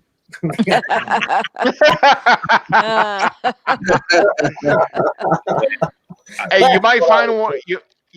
you might find one at your local bar, so you never know. I went to Walmart one time and took a picture of him with. There you go. See, honestly, don't go alone would be the most important thing for me. I agree 100%. Always to me personally is always take somebody with you. Again, Tracy, you said it perfectly. Learn your surroundings, learn about the animals that are out there. Because you just never know. From the sounds that the cat makes, the owls and everything like that. Everything when you go into the woods is not a squash. There's a lot of different animals that if you don't know anything about it, oh, that's a Bigfoot. No, it's not, because a scientist once told me, and for some reason it really drills into my head, and I just can't get it out. And he comes up, he goes, in order for you to prove that Bigfoot is real, it's prove that he's not. And I'm going, okay. And then so I'm thinking to myself, well, I'll tell you like this: if I see the tracks, if I physically saw it, and other people are physically seeing it and physically having encounters with it, then it must be real. And how can I prove to you that it is? So that's why, I learn my surroundings, and I tell people where I'm at. If I'm not there in a certain time, I'm getting phone calls. So it's always real good to let people know where you're at all times. So, and the safety is a number one priority when you're out there. Yeah, like with what Tracy made mention of is it's what I always repeat and say. If you don't know what is known, how could you go searching for for what is considered unknown, or the unknown? So I mean, it only makes sense because to understand and learn the patterns and the tracks of all known wildlife that inhabits the area. If you that's one thing I back up and tell people. First of all, pick an area of that you have interest in. Get familiar with the animals and the species that inhabit the area. Then start learning them. That's why I try my best. I'm not an expert in anything, but I I consider myself as a wildlife researcher and a Bigfoot researcher because wildlife, it's they're what we're going to commonly encounter. We need to understand them. Well, we gotta be able to identify their tracks, not look at a possum track or a raccoon track and say, look at the track I cast. I got a juvenile handprint. We can't do that. I mean, there's. Yeah, I think some of us know. How many times? And what's that, Tracy? How many times have we seen that? So many tracks. Oh my god! Like, dude.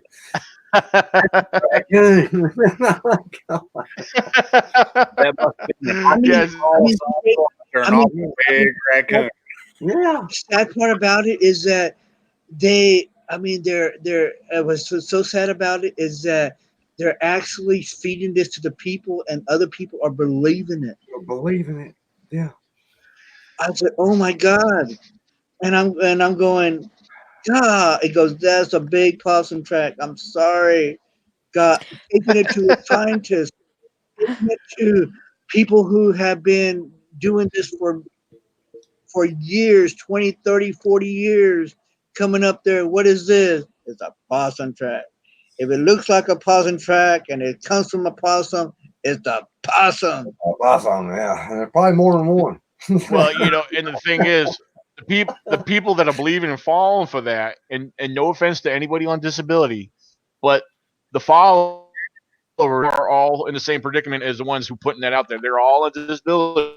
I'm saying not all people on disability don't get out there, but some of these people that are following and believing this, they don't get out or never have really been out.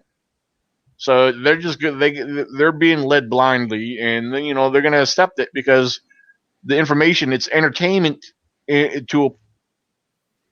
This is good stuff. I'm going to go along with it. It's like story Daniel, let's time. take a minute there. I want to help you out a minute. You said on disability or have a disability. No, or either or. Like maybe I didn't word it right, but don't like, have the capabilities people, to get out into the woods. Right, exactly. That's what their followers are. Yeah, they I know sometimes I'm not the best at explaining things, but yeah. Or I was thinking, us disabled vets, we're the ones that really have the perfect opportunity to get out there because we're getting paid to go out in the woods. Right. Well, that's the thing. I mean, I know, but there's, for example, that are on disability that get paid to be on disability that don't need to be on disability too. But I'm not gonna, some of us know who those people are, and we're not gonna mention their names. But yeah, hey, have y'all seen the new Bigfoot collar? Oh heck yeah! Oh yeah, there you go. Yeah. Well, yeah, the new Bigfoot collar, and you know what it sounds like? Please do. I want to hear that. Oh my God! You just got my dogs riled up. Guaranteed to call 3 footers in.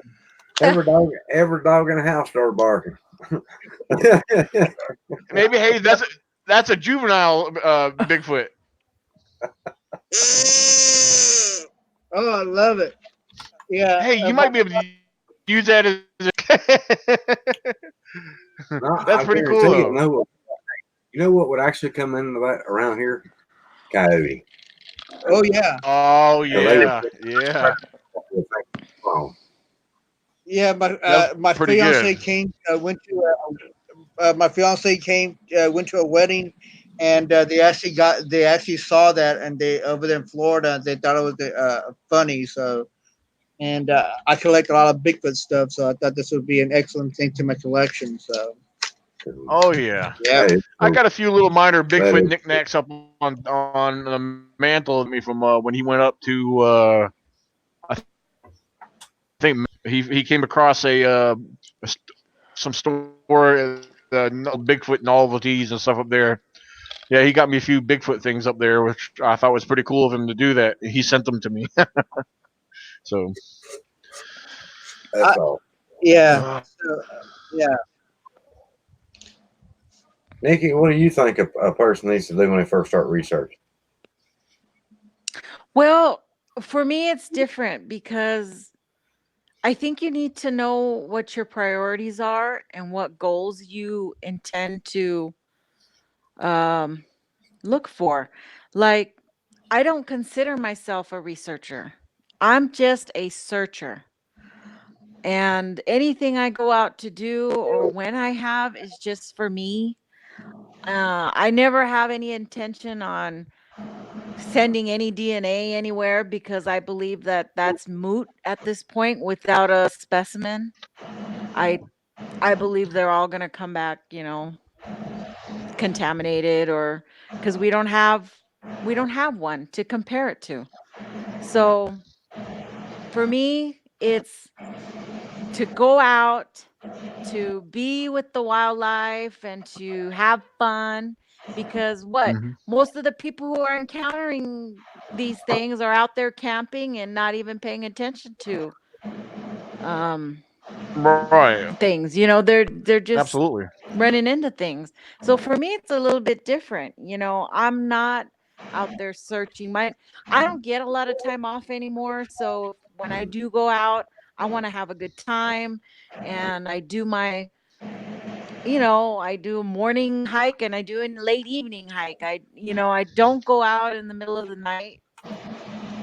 Number one, because I fall every time I go out. I told you it doesn't Captain never Morgan. fails. So I think you have to have fun. I think you have to not, let yourself get all caught up. Now, if you're a researcher, if you're calling yourself a researcher and that's the line you want to do, then yeah, you have a whole different mentality when you go out into the woods. You're keeping track of when you're going out and what you're looking at and what your findings are, and everything single footprint is tracked and marked, and how big the print is, and I just want to see, you know, oh look, this looks like a print, and then I'm gonna move on. I really not have any intentions on carrying a whole backpack full of uh, um what do you call it, the uh, Oh, casting material, plaster. Yeah. Last year, I yeah. I just I'm already like past that point. I think for me, this is just, I'm an enthusiast. I'm a Bigfoot enthusiast. I like to read, hear, talk about, learn from other people, look at what all the information everybody else puts out, and I store it, and I can, you know, remember things that have gone on, and I love being involved in the whole process. And I wish I lived in the woods, but I don't, unfortunately. So, But Nikki, one day it may come down to you having all this information from all these other people, and you might put something together that true. may be relevant to something found in the future. You know what I'm That's saying? true. You may have a lot documented from everybody else that you may piece together, and then they're going to And say, yeah, "Oh, it is." You know? yeah. For many years, That's I right. actually kept notebooks on, you know, everything, because I mean, we all know that people are perpetrating hoaxes left and right, and the biggest thing is Yep. people are going online, going to Google, pulling off a video or a picture, and then they're posting it and saying, "Hey, look what I caught yesterday. You know, what do you guys think?"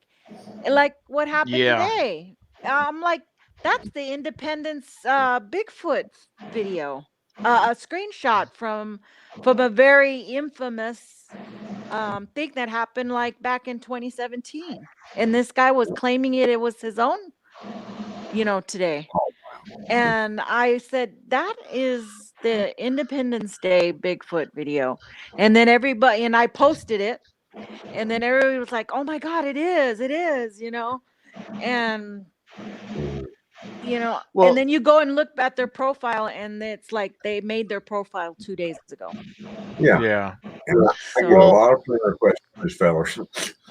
mm, well, Nikki, that happened to another person that's been on Facebook for a long time. I can't remember the guy's name. He's been on for a while. Something Vergara. oh, Bagheera, yeah, that guy. Yeah, Vergara. He Yeah, posted that those tracks, but the one of those tracks was, well, I wasn't the one who originally found it, but there was somebody else who pointed it out. But I went to look into it, yeah, and I found where it was in a blog, and that blog gave credit to where that came from, and it was in the BFRO report. The guy that Vergara guy said he found it in Texas, but the original where it originally came from was out of the state of Illinois mm-hmm. back in 2016. So, but Left and yeah, right. so you know, But you know, they're preying on all these new people that are coming into the Bigfoot community, and they're getting them to say, "Oh wow, look at that, a Bigfoot footprint," or "Look at that, that's the best video I've ever seen," because they don't know, or they don't want to go do the research that takes them all of 5 minutes to get on Google and drop in a photo to find out how long that photo's been out. yeah, You know, it just, they want to take everybody's word for it because they want to believe so bad. And I understand that. I understand everybody wants the proof. The the hands-on, you know, there it is. There's the video. That's the one that's going to prove Bigfoot is real. Unfortunately, that's not going to happen. All we have are some really great videos like the PG film, you know, the Patterson Gimlin, or the, if you believe in the Freeman footage, or if you believe in the um what's that one, where it's in the swamp and it's pulling off the oh Yeah. yeah, what do they that call one, that yeah, one? I can't remember what they call that one, but I love that one because you can hear the crack and everything in the wood, and that's you not the know, Miyang, the Mayang, Maya. It begins with Mayaka. No, it's not the no, Mayaka one, but that one's, you know, seems kind of legit because so many people were on the side of the road watching it. yeah, and they found the dead pigs and everything out there and everything. Right. So I You mean, know, there's a lot of incidents that have happened that they give to the whole thing, for the people who've never seen them. There's a lot of Yeah. knowers. You all, here are knowers. Yeah. I'm not. And I've not and seen one. the Stacy Brown and his dad's thermal footage Right, right. that cannot be hoaxed for the fact that the suit would not have produced that much heat. No, it wouldn't Right. have. I you mean, know, that was a skunk ape. I know that for a fact. Yeah. Just- It's funny I that you believe, mentioned it because Cliff Brackman, just how you say it, Brockman, just Yeah. did Either, yeah. an unaffiliated video, but he did the video with the guy ran in a suit, ran naked, and ran clothed. That just backed up that footage yeah. even more. To me, it gave it even more credence without even being affiliated with it. But it was just to me it just shows that is more creditable footage. Yeah. see, Yeah. I believe out there that there is more footage out there that the world hasn't seen yet. I Oh, believe, yeah. yeah, I believe that there's a lot of stuff out there, photographs and things like that that people are afraid to show to anybody because that's their own, and they're afraid to get ridiculed or whatever. There's people sitting on it, waiting for it to be discovered before they show it. Oh yeah, Yeah. sure. That's what the biggest part of it is. Yeah, Hmm. I have been Well, waiting. I have been waiting for the past 2 months. I'm trying to find this guy from George West, Texas, that actually took a photo, took a video, and actually recorded one that was pretty close to 15 to 20 feet away with his with a cell phone, and oh, that guy. Yeah. and I he really hope you get a hold of him. Yeah. is trying to get. And then he works for FEMA, and he's actually putting together trailers. And I've been trying to get a hold of this guy for around the past 2 years, and people have actually seen this video where it stands like 5 feet tall, and he goes for a few feet and he squats down, and then people have describing the characteristics of this what this creature does, and he has it on his cell phone, and I'm dying to get it, and I'm trying to get in contact with this guy. And the thing is, Yeah, that would be great to see. oh, for sure. And I could just imagine how many other people out there who have something similar to that who are so afraid to show it to anybody because they're being ridiculed by the rest of the community. Yep. Well, one thing real quick I want to make mention of, we were talking about films, and I have given this a lot of thought, and this is just one of many things that bother me about the Bigfoot community. We got the Roger Patterson footage. That there was, I understand there was good footage for that time frame when it came out, but even up till present time, that video has been dissected left and right. And never been proven fake. Right, but yeah, they tried their best. And the thing is, we have I've seen so many different video footage, the ones that Nikki was mentioning, and I'm familiar with some of them, and there's so many others. Yeah, there's so many hoaxes out there, you know. But what bothers me is why ain't none of these other videos given as much attention as the Roger Patterson footage? Because I mean, we got one guy that survived that footage, and he's still alive today. And there's no one else to share otherwise. But you know, I can understand that maybe there's no people behind some of these videos. That maybe there's these random videos that get posted, which sometimes we can rule them out as a hoax. But I just believe that some of these other footages that should be considered or at least looked at a little further, because Hmm. to me they could just really be something. Yeah. I mean, Like yeah, we got. for me being a believer but not a knower, I believe because I I believe in Tracy. I believe in what he saw. I believe in how he presented his incident, the first one, and that little snippet of video got to me, that he saw something, and I believe him. So I believe in Tracy, and 100%. And that's where I built from a long time ago, my belief system in this creature, that I have built relationships like we all do in the community. And I believe Baldemar. I believe people who come with their stories and tell me, oh my God, I ran into one over here and I did this and that, and this is what happened and this is what it looked like. And out of thousands and thousands of people making reports, there can't all be hoaxes. There Right. has to be some legitimate people out there, and that's how I base myself, as being a Yeah. believer that these things are out there. You're, And when you said you seen that first video I made from back 4 or 5 years yeah, ago. yeah, The reason I made that video, well, I didn't realize I had my phone in my hand during the encounter. But when I turned around and realized I had the phone, and started walking away, I said, yeah, this thing kills me. I'm going to make damn sure that somebody sees what happened to me. That was my total intentions of that video. Right. And to me, you can't fake that the look in your eye, the expression on your face. You can't just make that shit up. It happened. It was like Hey, the day Tracy. it was like my blood pressure went sky high, like really bad. Hey, Tracy, are you still taking those acting classes? I'm just joking. I just joke. I just make a joke as Dickie said.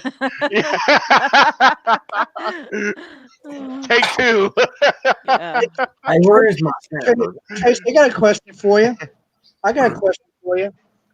And I know that it affected me. So when you first saw when you first had your sighting and everything like that, and then how did you? And then after that, when you started going back into the woods again, what was your perception of going back? My perspective had changed a lot from the first 3 years of research. Oh gosh, Baltimore, I'm gonna tell you, it's like this: you think you know what you're looking for. You think you know how to research. You think that these cameras gonna catch whatever it is. But after you have that encounter, something happens to you that kept me out of the woods for well over 2.5 months. Well, 2 months. Well over 2 months. Wow. I had to. Dennis Taylor, me and him drove for the same company, the ambulance service. They said, Tracy, meet me up at the pond. I want to talk to you. Why at the pond? Why don't we meet over at the mall? That's something like why we got to go up there? Because it's way back in the woods to the pond, right? And you could drive up there into the parking area and walk down the pond. And that's where I found a lot of evidence. And I was like, no, I won't. We'll meet at the mall. But he talked me into meeting him up at the pond. And I was sitting in the van and he said, step out here, Trace. Come on. Just come on out here. And oh, no, I'm good. I'll sit right here. He coaxed me out of the vehicle. Yeah. And well, I put it to you this way: after about 25 minutes of him begging me, I said, come on, let's go here. I got to show you this. You're going to love this.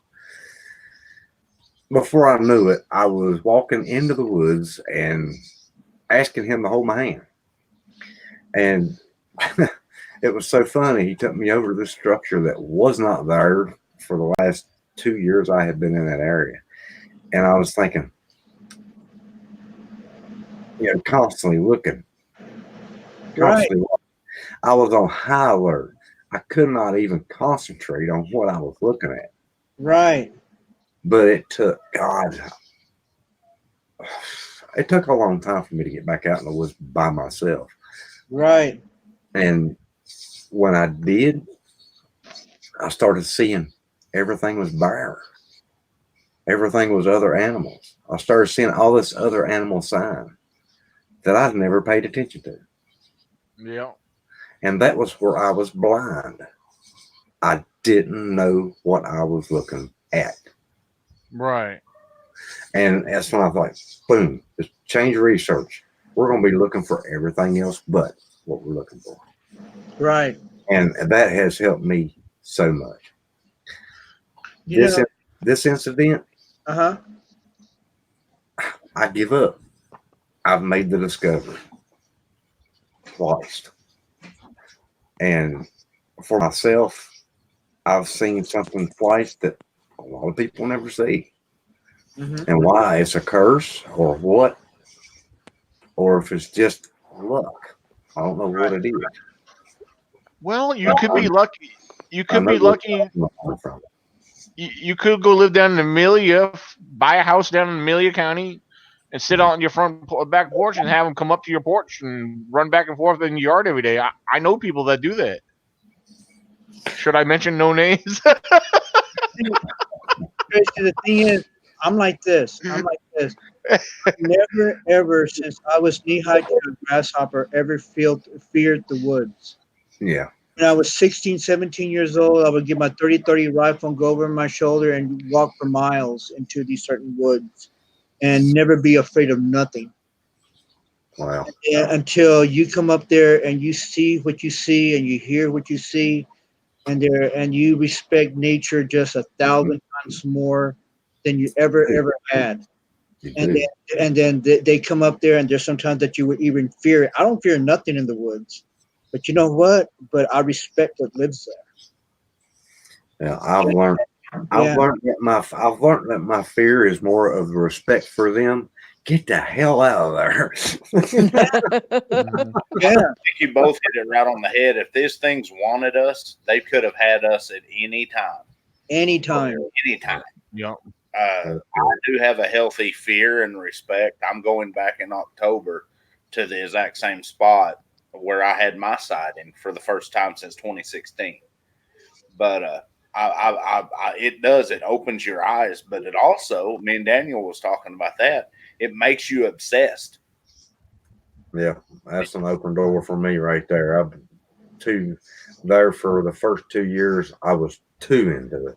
There was a lot of times that I seen stuff I claimed as Bigfoot, and I shouldn't have because I didn't know. I mean, I did learn from finding different things over the years, but I learned more about what not to look at and what not to believe in and what not to claim. I don't claim anything as Bigfoot until I lay eyes on it, and then I'll tell you, okay, that was Bigfoot, or that could have been Bigfoot. But I don't claim everything is Bigfoot, and I want to tell you that if you go in the woods looking for Bigfoot, most of the time, 95% or 98% of the time, you're not going to find nothing that's related to Bigfoot. But if you go in there with, like Nikki said, have fun, enjoy the day out in nature, and respect, like Baltimore said, respect nature and respect the day that you're living in at that time, your possibilities may go up. Today, I was thinking, okay, we're probably going to have a bear come with live feed tonight. And then, when I smelled the poop smell, like a just rotten crap and sulfur is what my son said when he went up there. That's what he smelled. It was rotten poop and sulfur. When he heard the law getting tear apart, and he said, I just left. He said, I won't want to stay in there. But once you learn your smells, and when it's getting ready to get dark, you're kind of anxious to get out. You let your guard down a little bit on Bigfoot, don't you? Because you're more thinking about, okay, there's going to be some animals rolling through here. Maybe a coyote, a bear, or whatever. I wasn't thinking about Bigfoot. I mean, I put the Bigfoot camera up there hoping we'd see something or hear something, document something tonight. But when when I walk away from that camera, I'm not expecting to see nothing because nothing shows on the camera. I mean, they like we talked about before, cameras are good. Most of the time, this is most of this is like an audio recorder document, But days like today, it just proves me a little bit wrong in some ways, and I've got to learn from it somehow. I don't know what I've got to learn from the day's encounter, but I know at one point in my life I will give this up, but not today. Even after my encounter, I'm not going to give it up today. You get scared to death twice. Why not go for a third time, right? Third time's a charm. I may actually have more marks on me than this, huh? You'll have to wear a suit of armor when you go out there. Yeah. All right, guys. Well, that's tonight. Yeah. Thank you very much for having me. And guys, it's always an honor talking to every single one of y'all. And you all have a good night. Bye. Absolutely. Thank you very much. All right. Good night. There's other topics. So we'll get to some other topics later. I know there's some things that we didn't even get to touch on, but I am very happy the way this turned out tonight. With all the interaction, the sharing and the collaborating, and and Tracy sharing his information and his experience. I really appreciate that. And then by the way, I want to thank all new subscribers for tonight. There's 7 new subscribers, which is, if you guys are still listening, thank you guys very much. I appreciate the sub. So I actually bring some over with me, so hopefully that did bring some over with me. So. Okay, great. It's probably where they came from. They probably came from your channel. If you subscribe to the Hiking with Sasquatch Outlaw YouTube channel, I'm up to 2,900 subscribers right now. Wow. Whoa. Man, you got me my 900 something people. We got wow. Yeah, I think as of right now, I only got 2,012. So, yeah. Oh, you're doing good, bro. It takes time. Yeah. Bro. My videos, people get bored when I do post field videos because it's just me walking through the woods talking and showing the scenery.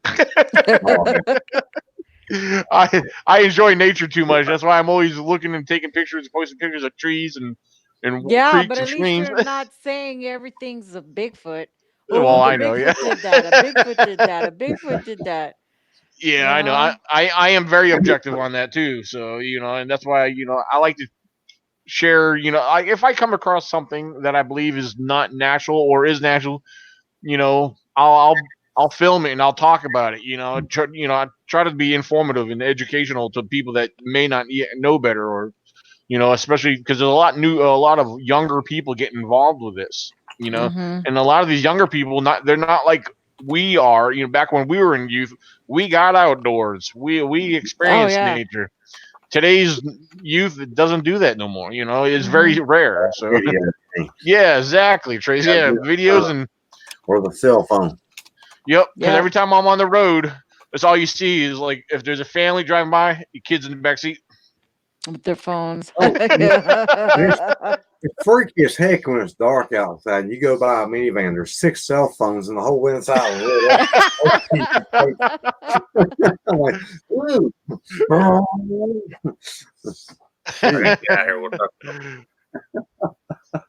All right. Gary, Gary just went out. Hold on. So it's just the 3 amigos. So yeah. But here it is. It's 10 minutes till midnight. For us, Nikki still got a full night ahead of her. She's 2 hours behind us. So I'm going to bed too. I was up at 5:30 this morning, so I'm tired. I was up at 2:30 this morning. Good golly. Crazy crap. Yeah. So Tracy, how's your I was gonna say, how's your new schedule working out? I know, are you on that work 2 weeks off, 3 weeks, or? No, I'm off today, today, tomorrow, and Sunday. Work Monday and Tuesday. Off Wednesday and Thursday. Work Friday, Saturday, and Sunday. I work every other weekend. Friday, okay. Saturday, and Sunday. Well, I'm off. Like I only work like 14 days a month. Oh, Wow. nice. Yeah. If you get stationed up here at the jail up here up my way, let me know. I'll try to see if I can work something out to meet up with you somehow. I think they actually going to cut that out. Okay. They were drafting because where Augusta was so far behind in inmate. Well, I tell you what, Augusta is the worst prison that you can ever work at besides Red Onion. Really? Because the actual inmates run the prison. You don't write charges. You don't write charges or nothing. You just let them do what they want. You open this door, you close this door, you open that door, you close that door. You're switching and letting them go run the prison, pretty much. Wow. That's pitiful. Now, Red Onion, is that in Amelia by any chance? That's near Richmond, I guess. Goochland. You know where Goochland is? Oh, okay. Because I've heard of that one. Yeah, I heard that name. So that where they actually have AK-47s inside the prison. What? What, the prison guards? Yeah, they've actually got high above everybody, and they got these targets in each corner of the pods.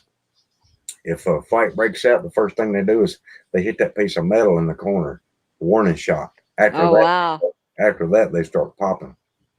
Wow. Oh yeah. Oh my.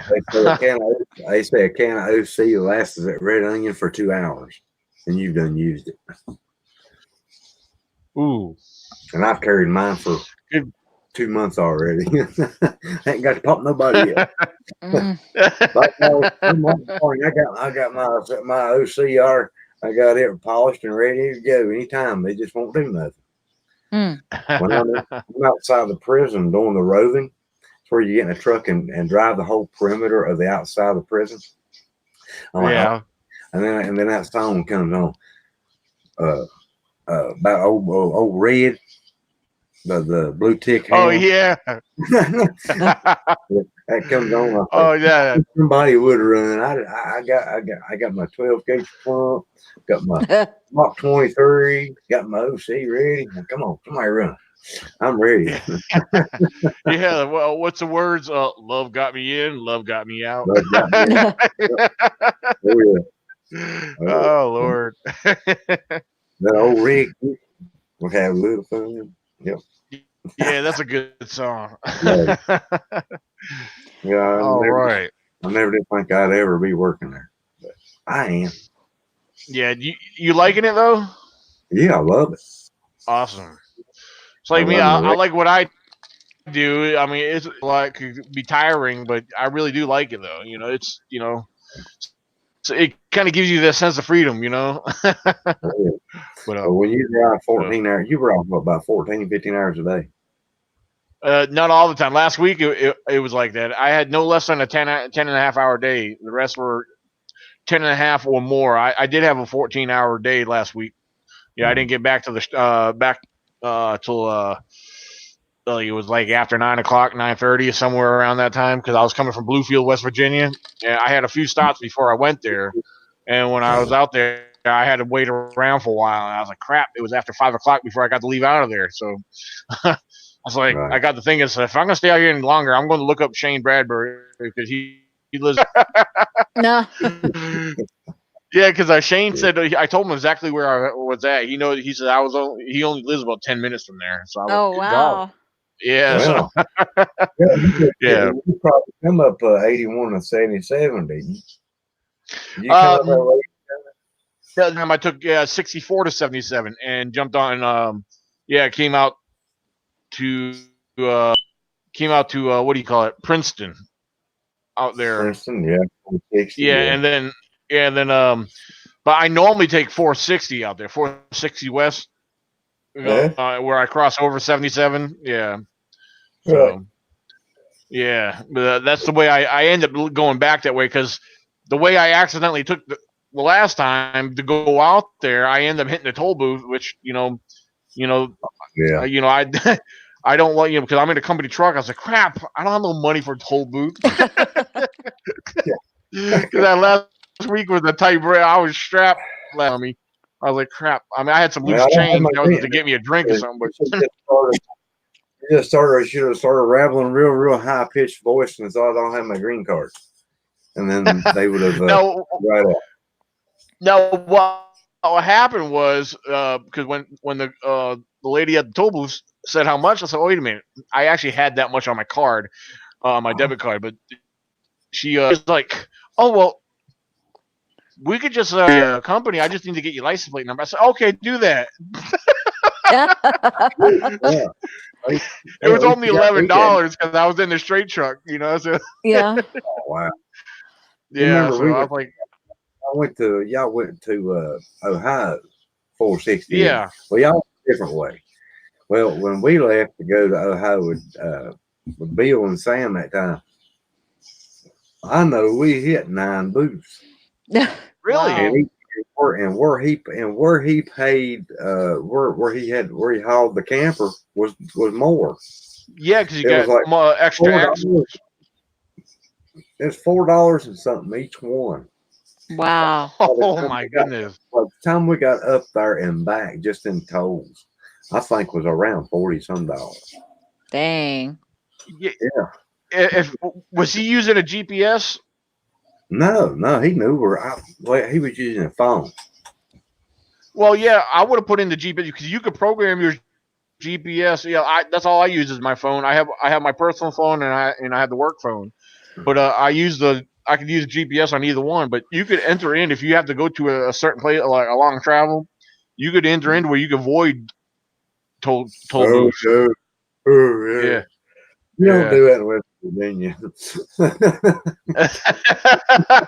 Yeah, I can understand that, but see, when we went, we took we picked up Shaky and then come down in the holler and go up another mountain before you get back to the interstate. Yeah.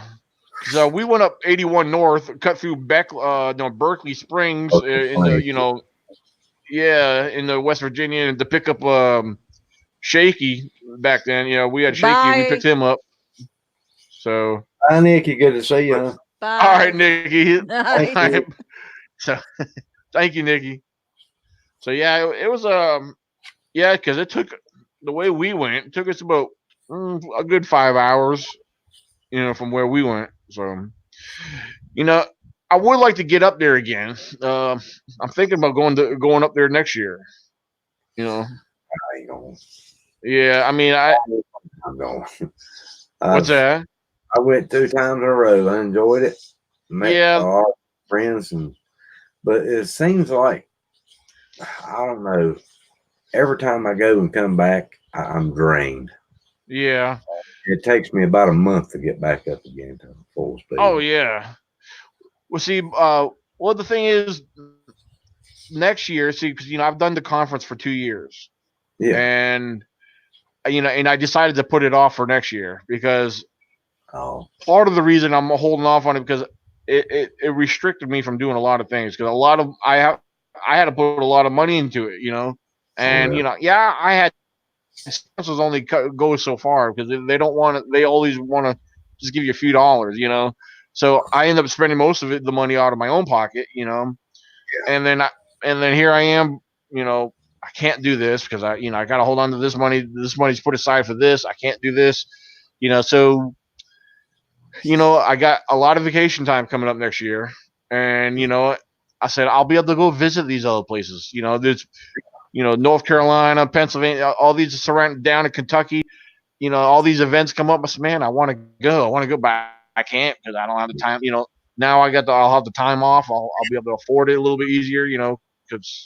So especially where the company I'm working for, since I became full time there, the money's good. Right. So I can't complain.